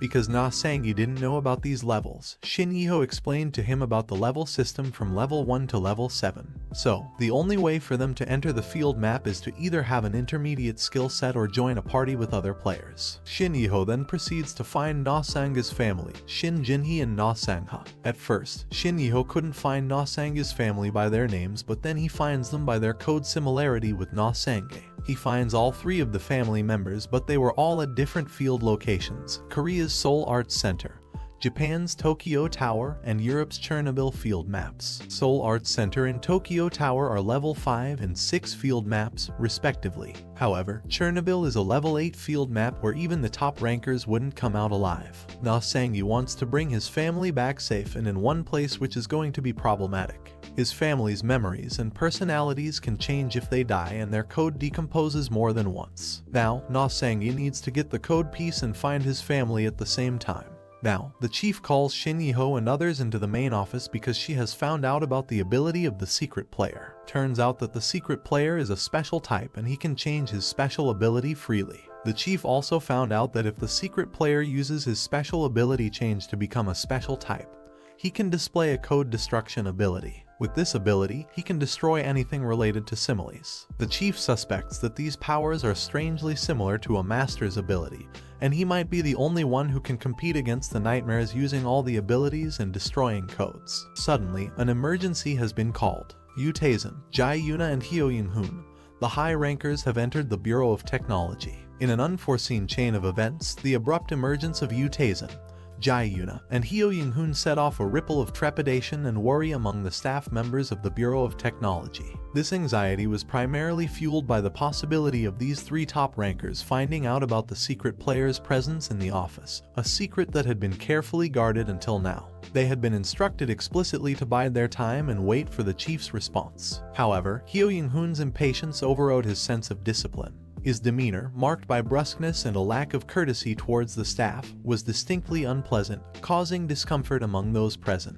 Ignoring the potential repercussions of his actions, Hyo Young-hoon chose to provoke Yoo Jidi. He taunted Jidi about a past incident where he lost his arm to a novice, a significant event that had left a profound impact on Jidi. This act of derision served to dramatically heighten the tension between the two, pushing them to the verge of an outright physical confrontation. It was at this juncture that Jae Yoona stepped in, showcasing a commendable sense of responsibility and peacemaking. She managed to defuse the brewing conflict, convincing the two men to put their personal differences aside until their primary objectives had been achieved. Simultaneously, Na Sang-gi, upon discovering the infiltration of the Bureau of Technology by the Nightmares, was filled with a sense of overconfidence that bordered on arrogance. He held an unwavering faith in his abilities and was firmly convinced that he could single-handedly defeat the invaders. Unfortunately, this misplaced confidence was put to the test when he faced a stern reality check from the chief. The chief made it clear to Sang-gi that the Nightmares were a formidable force, highlighting their potential to obliterate an entire district with their power, a power that Sang-gi, still a beginner, was far from matching. Consequently, this realization forced Sang-gi to revise his plans. He chose to retreat, vowing to return stronger and better prepared for the fight. Following Sang-gi's strategic withdrawal, the chief issued her instructions to the remaining team. She advised them to maintain an aura of normalcy when the Nightmares made their entry into the head office. Abiding by her advice, Young-hoon and Yoona made their way into the main office. Upon their entry, they came across Kwon Shin-ah. Young-hoon, always one for a bit of mischief, seized the opportunity to tease her about her uncanny resemblance to her brother. Not long after, Jae Yoona, relying on her well-honed senses, detected the presence of someone in an office. She conveyed her suspicions to Young-hoon, who, without wasting a moment, burst through the door to reveal a group of startled staff members and secretaries from the Klein Company. Jae Yoona, once again trusting her senses, identified a distinctive scent, which left her pondering about the identity of a possible previous visitor. Meanwhile, in a separate series of events, Na Sang-gi's escape plan encountered a roadblock when he ran into Yoo Jidi. This unexpected encounter added another layer of complexity. While a confrontation between the chief and Kwon Shin-ah against Jae Yoona and Hyo Young-hoon was unfolding within the confines of the main office, Na Sang-gi was orchestrating his strategic escape. As he stealthily tried to exit the premises, he unwittingly stumbled upon Yoo Jidi. Seeing Sang-gi alive despite having stabbed him in the heart with his black blade left Jidi in a state of bewilderment. Without wasting a precious moment, Na Sang-gi launched an attack on Yoo Jidi, firing a volley of shots. However, Yoo Jidi, seasoned in the art of combat, managed to dodge these rapid attacks and retaliated without a shred of hesitation. He was determined to vanquish Na Sang-gi once and for all. The intensity of their duel was palpable, with the vibrations from their fight reverberating within the walls of the main office. Jae Yoona, possessing a keen sense of magical energy, detected Yoo Jidi's power, causing a momentary distraction for both Nightmares. At this juncture, the chief, recognizing the escalating danger, ordered all staff members to evacuate the premises immediately. In the heated battle between Yoo Jidi and Na Sang-gi, Yoo Jidi's attack was so formidable that it shattered the wall behind Na Sang-gi. Amidst the violent exchange, Yoo Jidi found a moment to voice his perception of the situation, telling Na Sang-gi that they were all nightmares in his eyes. Unfazed by Yoo Jidi's words, Na Sang-gi attacked with renewed vigor and confidence. He strategized his moves by rapidly changing his class, creating a whirlwind of unpredictability. This tactic proved to be effective, as Yoo Jidi was caught off guard and got shot multiple times, weakening him to the point where he fell to his knees. Just as Na Sang-gi was about to deliver the final blow, Hyo Young-hoon made his dramatic entrance. Seeing Yoo Jidi in a beaten and vulnerable state, Hyo Young-hoon broke into a mocking laughter. Simultaneously, Kwon Shin-ah entered the scene and swiftly whisked Na Sang-gi away, jumping out of the building to facilitate a quick escape. As they were free-falling, Na Sang-gi struggled to change his class to a control type, which would help him land safely. After a few tense moments, he succeeded in the nick of time, averting a fatal crash. Upon landing, he took a deep breath, relieved to have escaped the dangerous situation. However, their sense of safety was short-lived as Hyo Young-hoon, undeterred by the height, jumped down to engage Na Sang-gi in battle. As they prepared to fight, Na Sang-gi's code destruction ability came to light for Hyo Young-hoon, adding a new layer of complexity to the ongoing saga. In a world ruled by strength and power, the Nightmares, the top 10 most formidable members of the Overseers who manipulate similes to their advantage, reign supreme. Their reign is characterized by tyranny and oppression, making them feared entities. This time, the spotlight was on Hyo Young-hoon, a nightmare known for his healing-type abilities and zombie-like resiliency,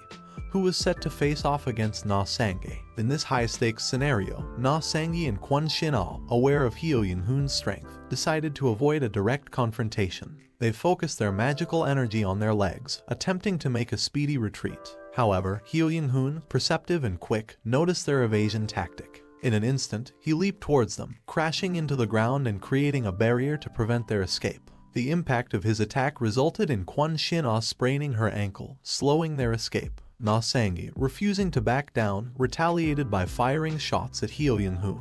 Hyo Young-hoon, confident in his healing shield's defensive capabilities, is expected to deflect Na Sang-gi's attack easily. However, to everyone's astonishment, his hand was blown away. Na Sang-gi's attack had managed to penetrate the defense of Hyo Young-hoon, who was renowned as the strongest player in terms of defense. Capitalizing on this unexpected advantage, Na Sang-gi picked up Kwon Shin-ah and resumed their escape.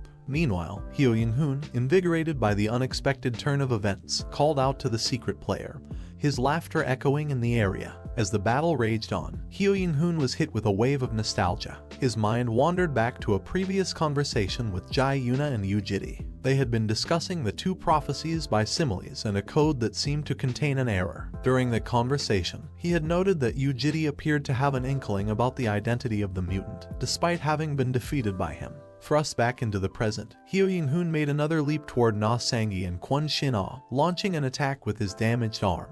He struck the ground again, causing it to tremble under his power. In response, Na Sang-gi used his magic to levitate, successfully dodging Hyo Young-hoon's ground attack. However, Hyo Young-hoon was relentless. He launched a powerful attack towards the airborne Na Sang-gi and Kwon Shin-ah. Kwon Shin-ah attempted to counter his attack using her control-type ability, but her efforts were in vain. Na Sang-gi, in a seemingly reckless move, prepared to fire at Hyo Young-hoon's attack. Kwon Shin-ah regarded this strategy with apprehension, but what unfolded next left both her and Hyo Young-hoon in disbelief. Na Sang-gi's shot not only penetrated Young-hoon's attack but also pierced his body, resulting in a gaping hole in his stomach. This unexpected outcome marked a dramatic turn in the battle, leaving the participants and onlookers in a state of shock as they wondered what would come next in this intense power struggle. The aftermath of the inaugural fight between Na Sang-gi and Yoo-jiri left a trail of rumors that swept across the city like a storm. This buzz caught the attention of Hyo Young-hoon, a nightmare and a formidable player in his own right, who saw in it a golden opportunity to supersede the third ranker Yoo-jiri. He decided to challenge the secret player, believing that defeating him would solidify his position. However, the reality of the battle was far from simple.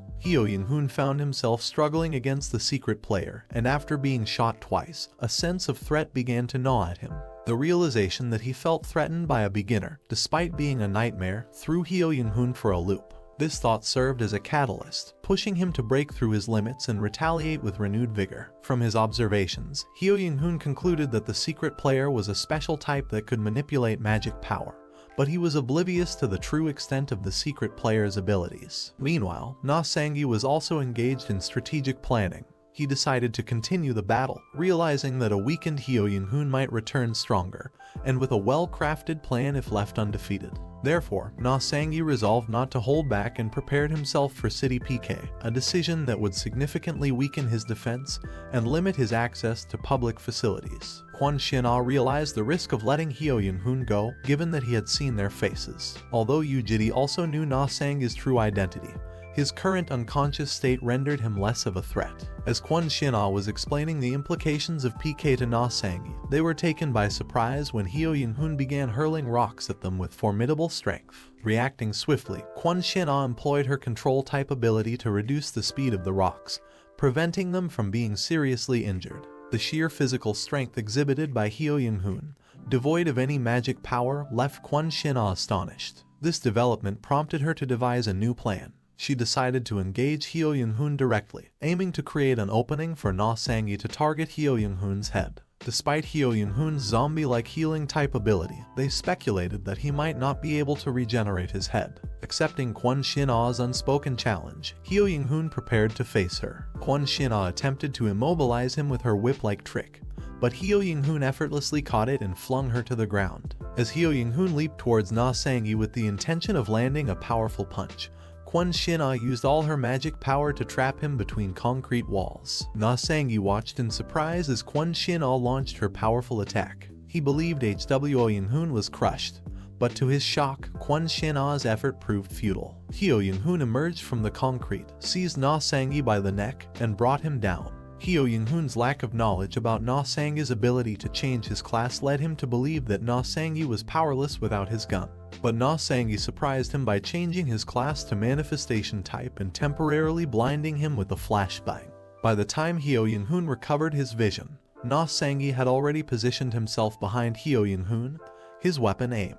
Before Hwo Young-hoon could react, Na Sang-gi shifted his class to a special type. In his final moments, Young-hoon was haunted by a flashback of his conversation with Yu Jiri. He then found himself on the ground, his head blown up. The similes declared Hwo Young-hoon's death. Hwo Young-hoon's bounty was absorbed, and his penalty time was transferred to Na Sang-gi. After killing Hwo Young-hoon, Na Sang-gi became PK player Na Sang-gi and was saddled with a penalty time of 26,280 hours, marking a significant turn in this thrilling saga. Yu Jiri was found unconscious, Hwo Young-hoon was killed, and the killer was still unknown in the nightmares. The secret player is suspected to be the reason for all this, and he becomes the most famous person in the world. Na Sang-gi and others take shelter to have some rest after such an intense battle saga with Yu Jiri and Hwo Young-hoon. People have started to like the secret player because of his actions against the notorious nightmares. The secret player made his entry at the time when everyone considered the nightmares as invincible, and he is successful at taking them down too. Jae Yuna and Yu Jiri went back after the intense night. Fortunately for the secret player, Jae Yuna didn't see his face, and Yu Jiri is in a very critical condition, which will give the secret player some time, as the nightmares will prefer to lay low because of the disturbance in their forces. Even with very little known about the code destruction power of Na Sang-gi,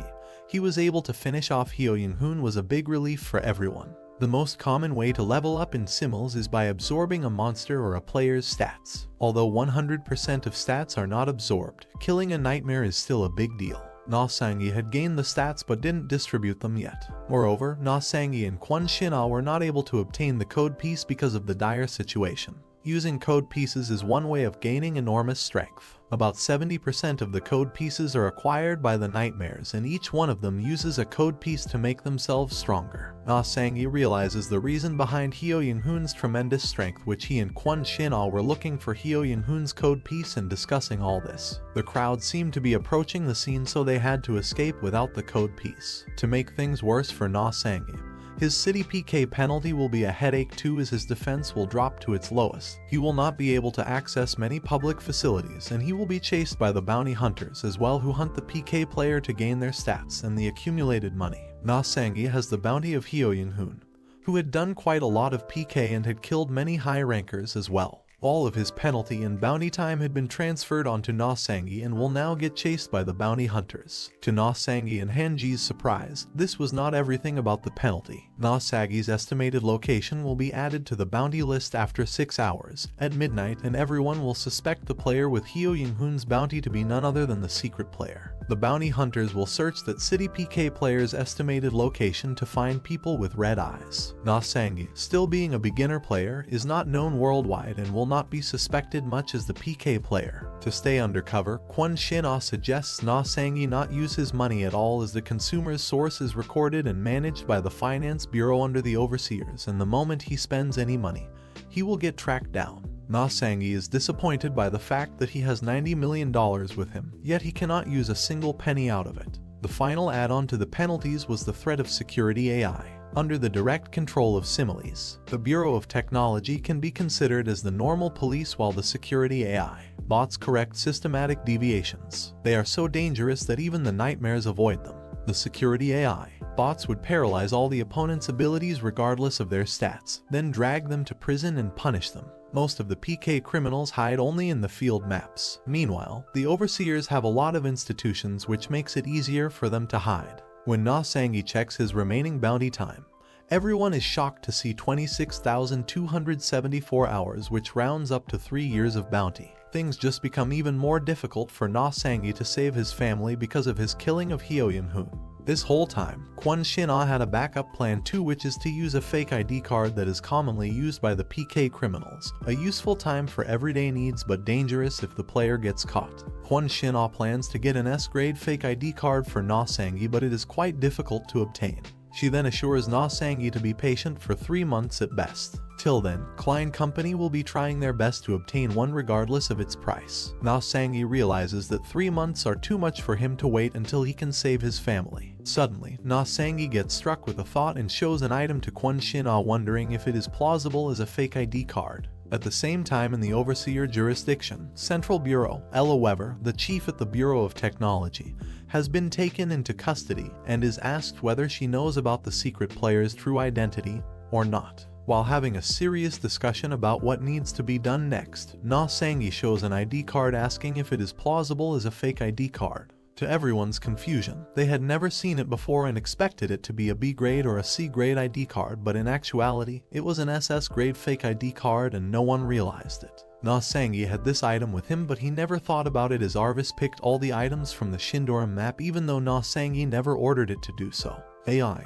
is normally nothing more than a convenient support device for players. Lee Hansu found it strange that the AI took the initiative without being ordered to do so and wondered if Arvis was not normal. Wondering how this ID card might work, Lee Hansu decided to analyze the item, but to his surprise, he was not able to read any details. To find out more about this item, it was then decided to leave it to the professional appraiser. At the same time, in the Central Bureau interrogation room, Ella Weber was being interrogated about the secret player's true identity. Even though Ella Weber knows about the secret player's true identity, she still keeps denying it. The investigator starts to lose his mind and yells at Ella Weber. He really wanted to find the real culprit, even if it meant torturing Ella Weber, but he couldn't do anything because the second-ranked Nightmare had given special orders to protect her because of her special ability. Suddenly, Kwon Shin-ah calls Ella Weber to discuss the anonymous ID card. Ella Weber found it a great opportunity to leave the interrogation room and faked her conversation with Kwon Shin-ah.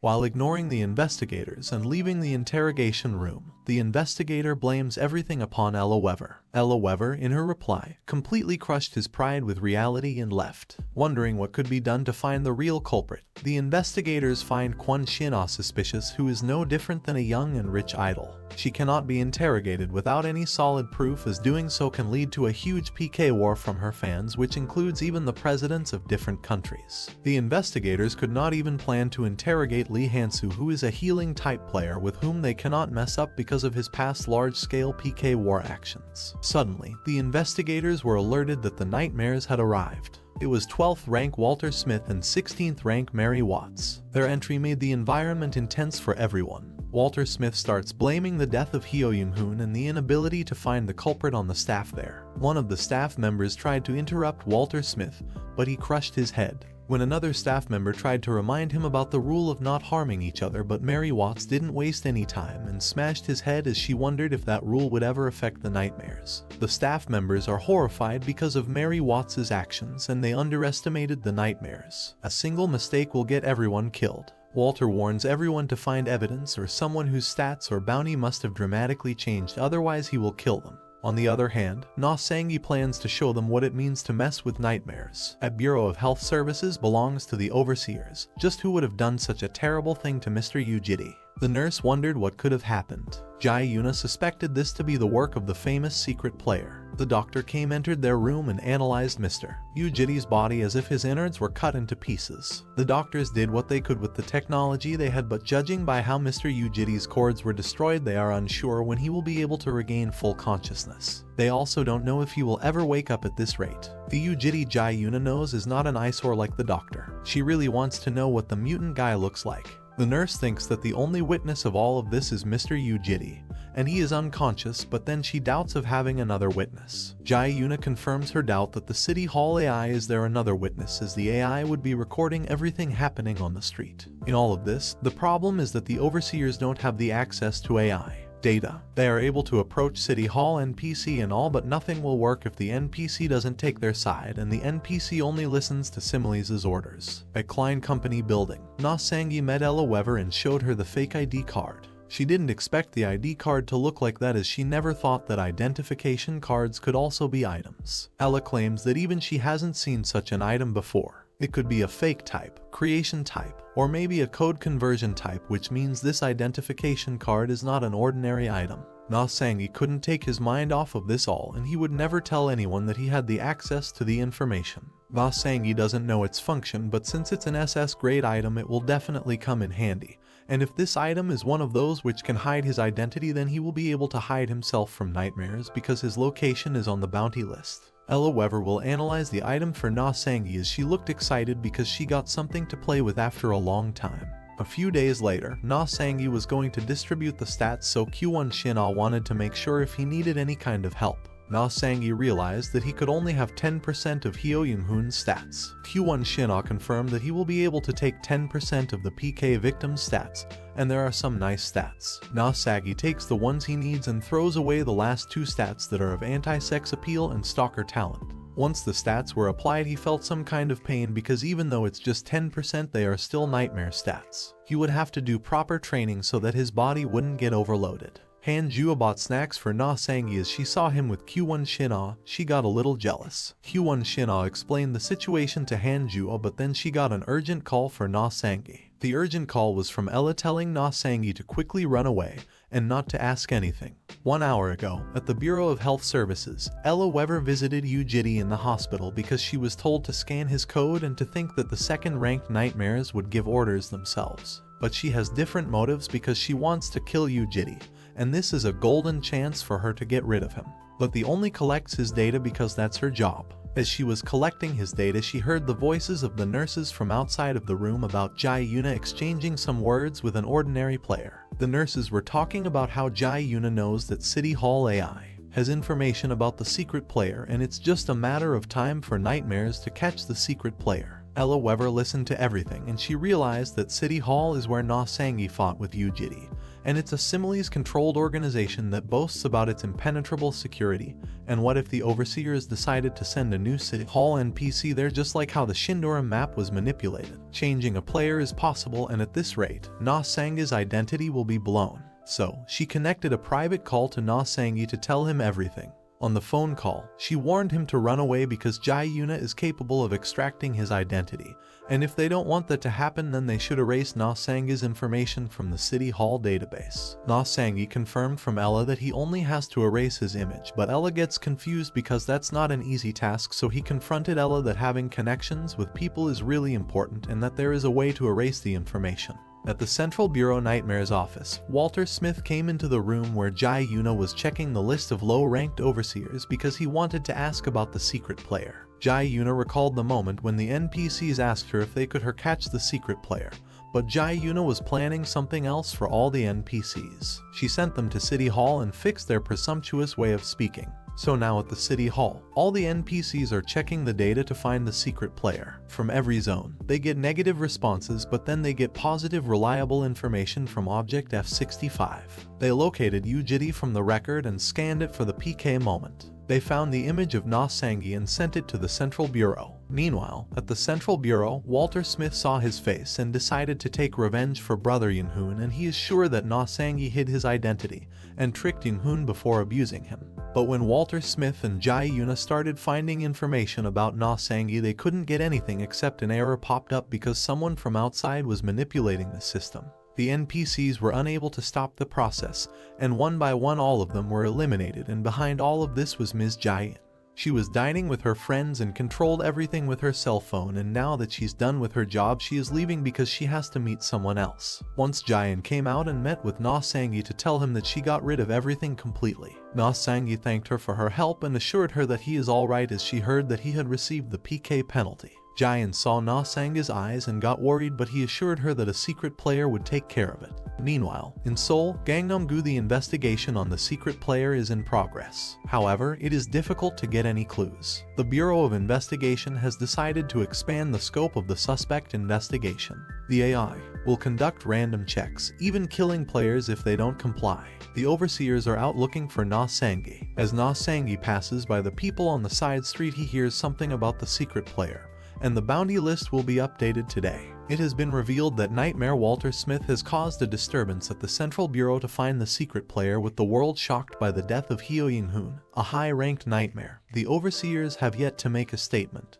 While Na Sangye listened to others' conversations, his code was scanned and then someone called for him. Na Sangye noticed that they were his members in disguise because they wanted to check if his disguise was working or not, and then Hansu also came and surprised Na Sangye. Everyone is feeling relaxed that Na Sangye didn't get caught by the security AI or any overseers from the investigation bureau. They didn't even notice a single thing. Na Sangye and his team discussed the function of the SS grade item, and then Na Sangye decided to make a sub-account of himself using the SS grade item. He changed the code from non-PK mode to PK mode secret player, and now he is able to freely share the penalty, stats, and even the bank info. He can trick everyone because he has two identities and the system will identify them as a complete stranger. And Na Sangye is the only player with the two codes. There is no way others will find out who the secret player is. From now on, whenever Na Sangye does PK, he will do it with the secret player code. He should also focus on his stats and use them wisely when he has the chance with an alt character. It's quite ironic for Na Sangye to have found an item that would help him from the map that was manipulated to catch him.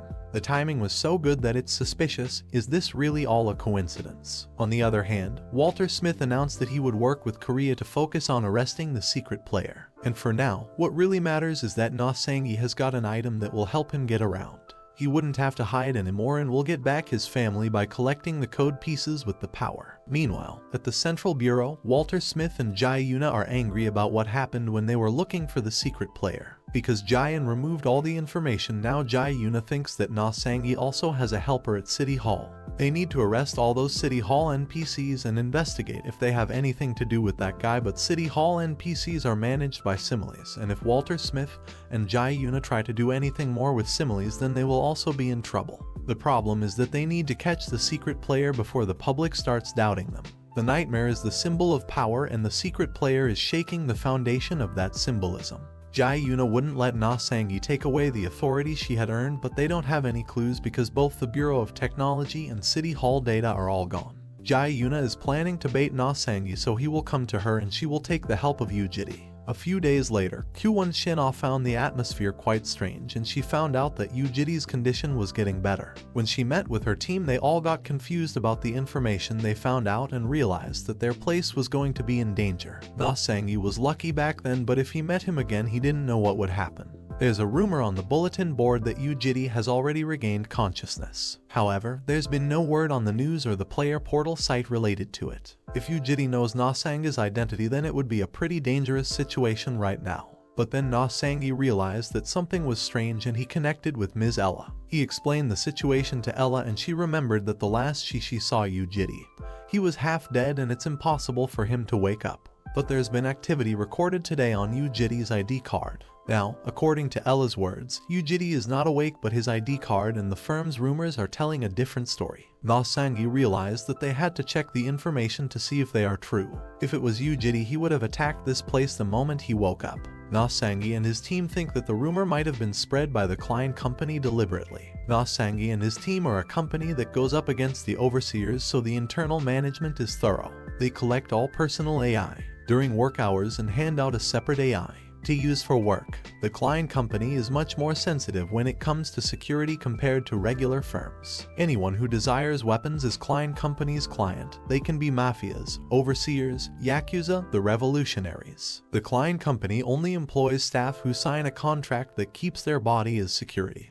And because of this, there hasn't been a time when confidential info was leaked. However, it's strange that word about Yujiri spread so suddenly today. Na Sangye wants to investigate the employee's personal AI, but it's technically impossible to hack a personal AI. Moreover, if they try to investigate the rumor right now, then they will definitely look suspicious. There is no other way than to wait for the culprit to reveal themselves. The next day, Klein Company. Na Sangye has disguised himself as a worker because the rumors tends to blossom in the pubs and toilets, so he went in the toilet and heard the conversation of someone. Na Sangye got the information that the high rankers boosted the employees to the overseers, and he heard that the players were divided into two types. The non-combat white-collar players, the ones he knows as office workers, and the combat specialized players. The easiest way to become rich in Similes is by raiding a field map, but more than half of the raiders give up on the beginner level maps. So, they either join the overseer or they get a job at a company created by a high ranker. So, even an employee of a large corporation envies field map raiders. Second day undercover at the Klein company, nothing special happened, but on the third day when he was getting off work, he suddenly bumped into someone and that person got angry with Na Sangi as he commented on him. That's why he couldn't get any better from that low life he has and he should take staff education again. After that, Na Sangi connected with Ms. Shina because the person who just told Na Sangi to take staff education again is the one who backed up and hacked the Klein company's central system. The first person to spread the rumor about Yujiri and has the memory stick with the hacked information. After disguising as a cleaner for a few days, Na Sangi finally found the person who hacked into the Klein company's central system and spread the rumors about Yujiri. It was Choi Minsu, a control-type player. Na Sangi informs Kwon Shin-ah and leaves the scene. In a world where the strong prevail, Overseer is the strongest armed group, and Choi Minsu admires them. Choi Minsu was then passing by two female workers and heard from them that Overseers have intensified the security ever since the secret player showed up, but Overseers let anyone who's under them pass through without any checkups. Choi Minsu thinks that they are spewing nonsense when they know absolutely nothing. Just like any other large-scale company, Klein's salary is the highest in the industry and the welfare is good, but they are all useless similes. What truly has value in similes is authority and power. The Overseer is undoubtedly similes' strongest armed group, and to see a normal company and its employees act hostile towards a group like the Overseer, it will only be a matter of time before the Klein company crumbles against the Overseer. And before that happens, Choi Minsu needs to get back to the days when he worked in the field map. To do that, he needs to untangle the bad relationship he has with the Overseers. It was a mistake he made because he lost his temper. It happened in a field map, so there wasn't a PK penalty, but he wasn't able to gain access to any field maps that were managed by the Overseer. But all of that will come to an end if he just gets the chance. Returning wouldn't be a problem. But when Choi Minsu was driving this car, he got a call from Jae Yuna because she knew that he killed an Overseer in a field map and then joined the Klein company after wandering about as an industrial spy. Jae Yuna is trying to find the secret player. She ordered Choi Minsu to hack Kwon Shin-ah's device records because she wants Kwon Shin-ah's contact records. But it's technically impossible to hack a personal AI. So Jae Yuna then revealed that he will be hacking the central system that Klein is managing. Since the CEOs have a lot of data to manage, they usually connect their AI to the central system when using it. She promised Choi Minsu that if he managed to pull this off, she would not only reward him, but he would also return back to the fields. Listening to this, Choi Minsu became confident that if Jae Yuna helped him, then he could definitely hack it. After that, in the security room of Klein Company, Choi Minsu is using Yujiri's ID card. He merely disguised the code as one of the Klein Company employee codes, and the tight security was easily breached. The Overseer is the world's order, and he got everything he needed in a pen drive, and he used the ID card to spread enough rumors that Yujiri is still alive. He said goodbye to the company, and the higher-ups are currently busy saving players who suffered from the Overseer. He doesn't have to see to know that it's a strategy to gather forces to go up against the Overseer. It's all useless. All large-scale civil groups that went up against the Overseer in the past were annihilated within just a few minutes when the Nightmare showed up. The Nightmare power is equal to a god's. Nobody can win against such devastating power. But then Choi Minsu bumped into another man who was delivering something. 5 hours later, Choi Minsu was waiting to get off work, but then someone came and called for him. But then he noticed that Ms. Kwon Shin-ah was there and he was shocked. Kwon Shin-ah then announced that the Klein Company's traditional event, a surprise checkup of their belongings, would happen, and once the checkup is done, she will surely give bonuses to everyone. On the other hand, Choi Minsu panicked because he had the records of Kwon Shin-ah in the pen drive and he needed to send the file to Jae Yuna. He wanted to give it to her directly and give a strong impression to her. As security started checking everyone, Choi Minsu wondered if he would get caught by them. He somewhat covered his traces while doing this, but then a warning rang out that a record copy of the central system data had been found on the current device, and then from Choi Minsu's computer the traces of attempting to transfer to an external account had been found. There is a possibility of information leaked. Others started wondering that a copy leaked by their top researcher. The security guard started a body search for Choi Minsu, but he tried running away because he couldn't give this up, so he broke the glass window of the building and jumped from there. The security guard started chasing him, but then a guy also jumped down the window to chase him, and Kwon Shin-ah wondered who that guy is. Choi Minsu can't get caught now, but the delivery guy from earlier jumped behind him. Choi Minsu doesn't know that the delivery guy is Na Sangi and he has come to deliver education for a rude employee, and he gotta pay since it's a cash on delivery. But then the security guards also came to catch Choi Minsu, and his hand was injured from the jump he made to escape.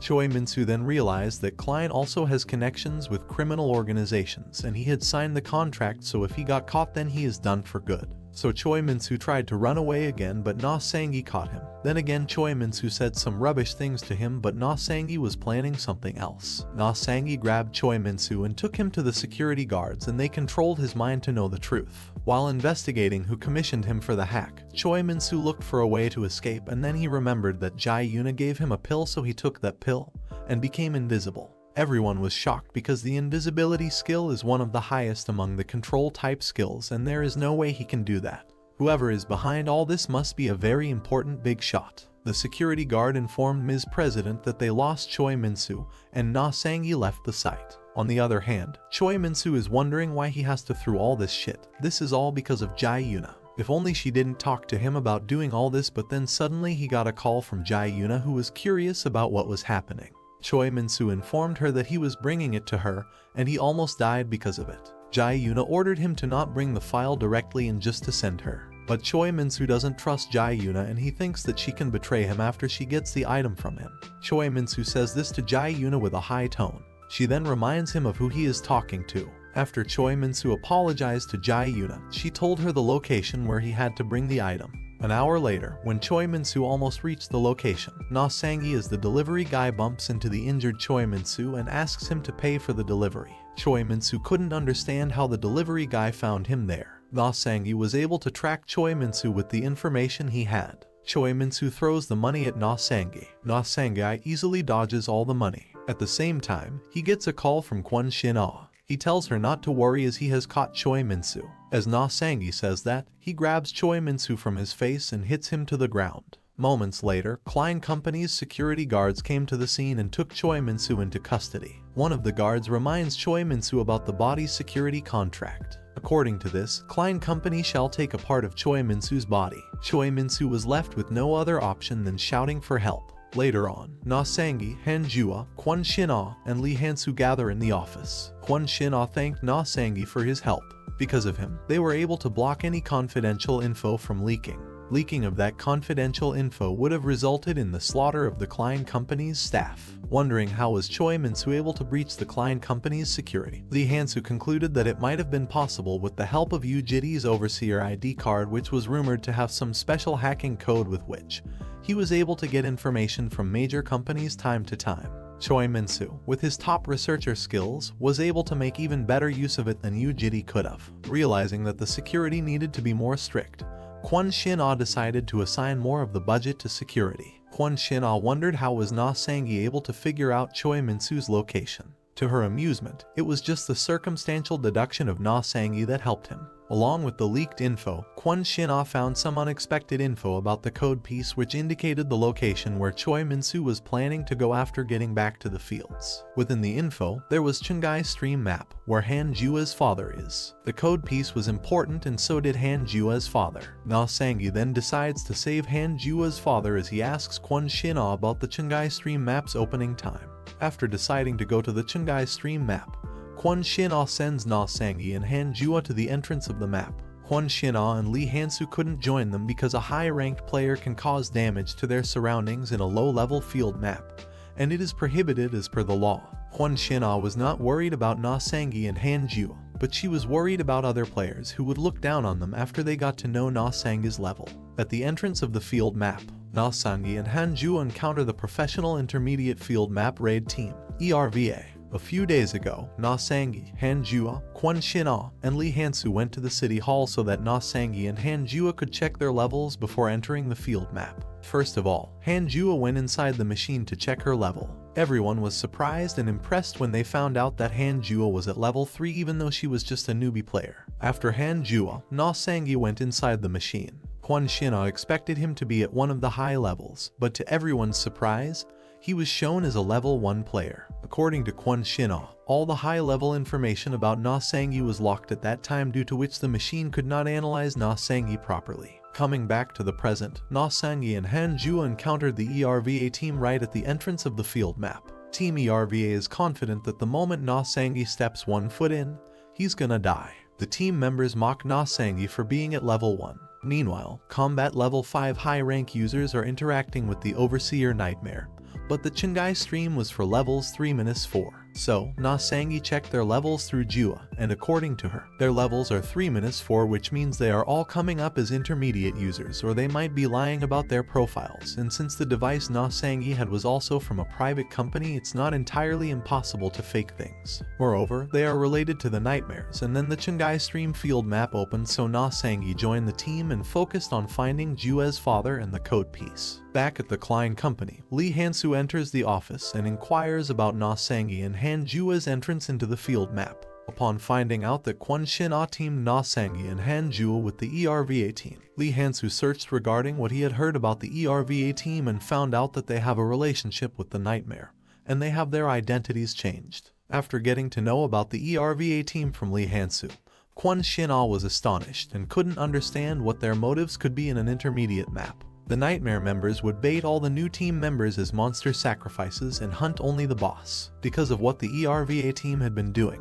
the Chungai stream map was no longer an intermediate map. At the same time, the ERVA team started baiting all their team members in the Chungai stream map. Without caring about any of their team members, they would just sacrifice them and keep running away to fight the boss monster. While they were running away, Han Jua and Na Sangi fought off all the monsters and saved their teammates. Everyone could understand that Han Jua is strong because she is level 3, but no one could believe how could Na Sangi be so strong despite being just level 1. Surrounded by the monsters in a penalty field map, Na Sangi and Han Jua found it a great chance to level up and fight with all the monsters. The ERVA team sacrificed the new team members and ran away to fight the boss monster. This job was ordered by Walter Smith, the Nightmare himself. Walter Smith assured the ERVA team that they wouldn't have to worry about money for the rest of their lives if they got the code piece. Team ERVA noticed that there were twice the number of monsters and they felt like the difficulty was a bit higher than normal, but they ignored it. A newbie, Shin Subin, who is at level 4, joined the ERVA team recently and did well in keeping up with the team members. Team ERVA went to the Pyeonghwa Fashion Plaza to get the code piece from there. While planning to focus more on the code piece than the boss monster, Team ERVA saw something that scared them. On the other hand, Na Sangi and Han Jua finally finished off all the monsters and saved some of their teammates. After thanking Na Sangi and Han Jua, everyone decided to report the criminals because they were the reason why the map difficulty rose. Realizing that the ERVA team had gone too far just to obtain the code pieces, Na Sangi decided to make them pay for their doings and started tracking them down. While tracking them down, Arbus warns Na Sangi about another advanced player's intrusion besides Team ERVA, which had also increased the difficulty of the map, but Na Sangi ignores it and decides to go after Team ERVA as he will likely find the boss monster too there. Suddenly, an explosion was heard and Na Sangi decided to go there with Han Jua. Na Sangi finds Team ERVA fighting with a giant salamander. Shin Subin makes a hard hit on the salamander with her sniper rifle, but it doesn't do much damage to the salamander. Na Sangi analyzed the giant salamander and found out that it was a level 6 corrupted monster that could summon monsters nearby while resting. Without wasting time any further, Na Sangi changed his class to attack type and took shots at the salamander consecutively while Han Jua stepped up to assist him. Na Sangi decided to take a short break after his consecutive attacks as he used too much magic power, but suddenly the salamander attacked Na Sangi and Han Jua, and they noticed that the salamander was completely unscratched as it was healing its wounds. Na Sangi thought that the only way to win against the salamander was to stop it from healing. He then used both of his guns to shoot at the salamander, but it didn't work at all. Na Sangi got distracted from the fight because his teammates followed him to the scene, and suddenly, the salamander brought up its second tail that it had been hiding. The salamander grabs Na Sangi with its tail and takes him under the water. As soon as Han Jua tried to fight the salamander, it grabbed her with its another tail and took her under the water too. Han Jua lost consciousness and Na Sangi was unable to do anything. He started to lose his consciousness as well. As the salamander runs towards the other players to kill them, Na Sangi hits the salamander and comes out of the water with Han Jua. The salamander tries to attack Na Sangi, but he changes his state to the secret player and uses some unknown power to block it. After the salamander grabbed Na Sangi and Han Jua with its tails and took them under the water, Han Jua lost consciousness. As Na Sangi was also losing consciousness, he decided to change his code into the secret player as his location won't be updated when he is in the field map, so he won't need to worry about getting caught.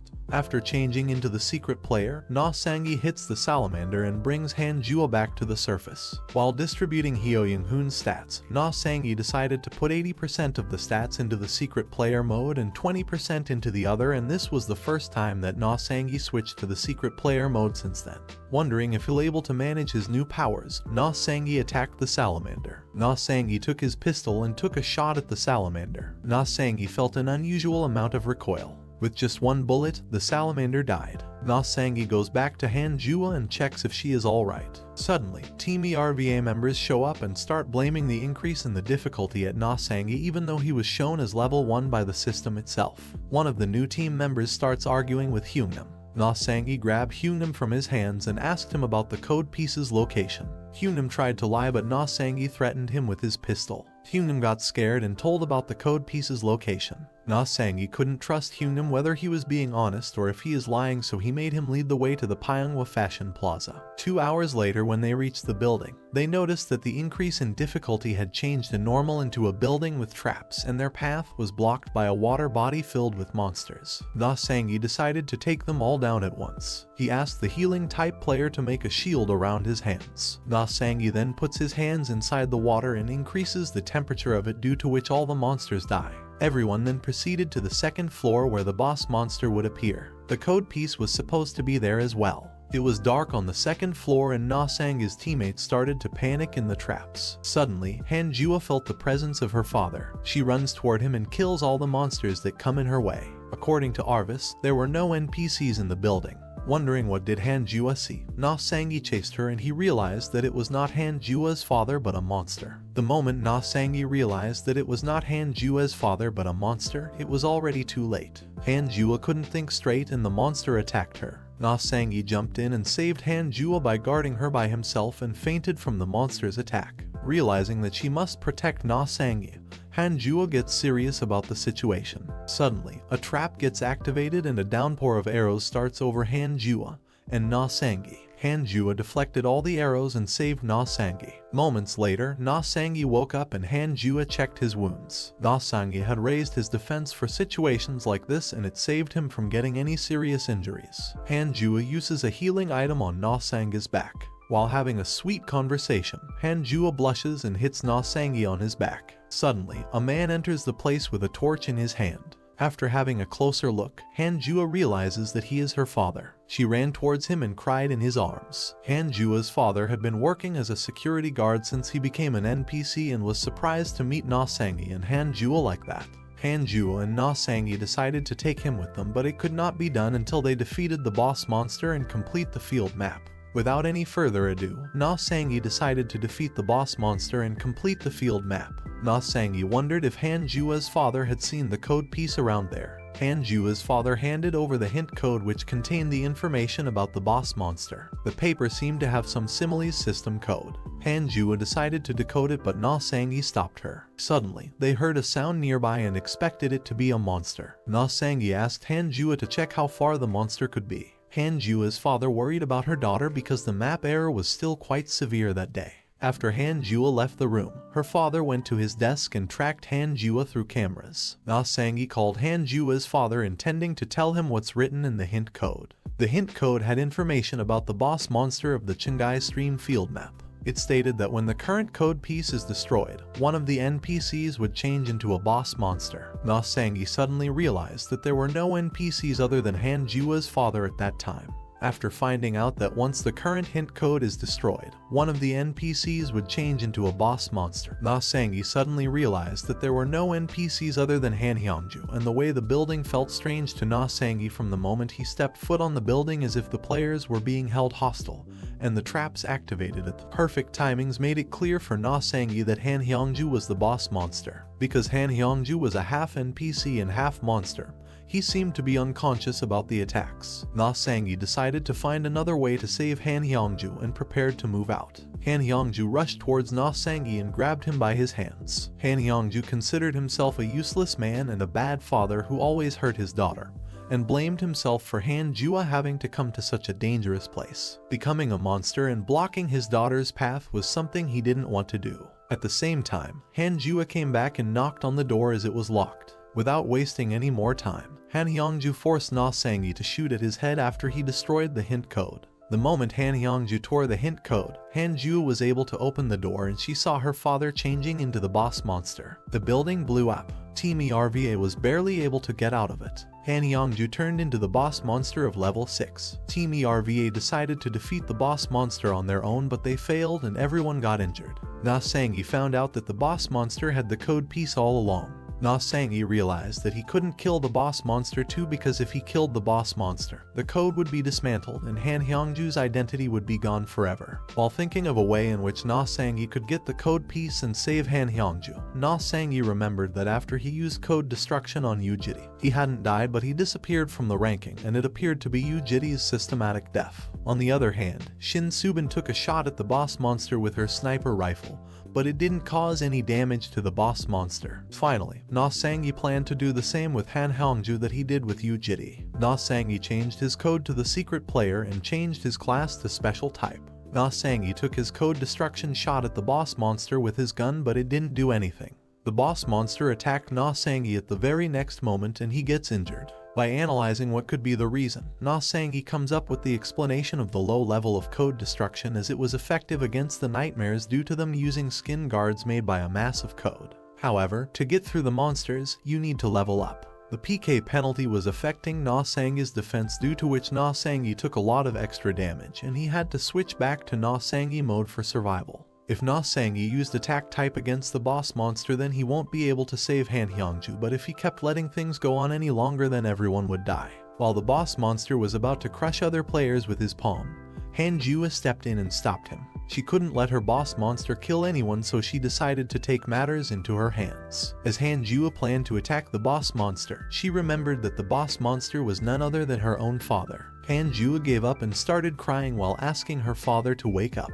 Na Sangyi rushed towards Han Jua after she gave up and tried motivating her. Na Sangyi changed his class to special type and took one more code destruction shot at the boss monster. After taking that shot, the boss monster's body started getting cracks, which was different from that of code destruction's effect. Suddenly, the boss monster blew up and it was declared that the boss monster, Han Hyungju, had been defeated. As a reward, Na Sangyi obtained the code piece. Here's the video ends. Guys, if you like this recap, then like the video. I will meet you in another video. Till then, bye.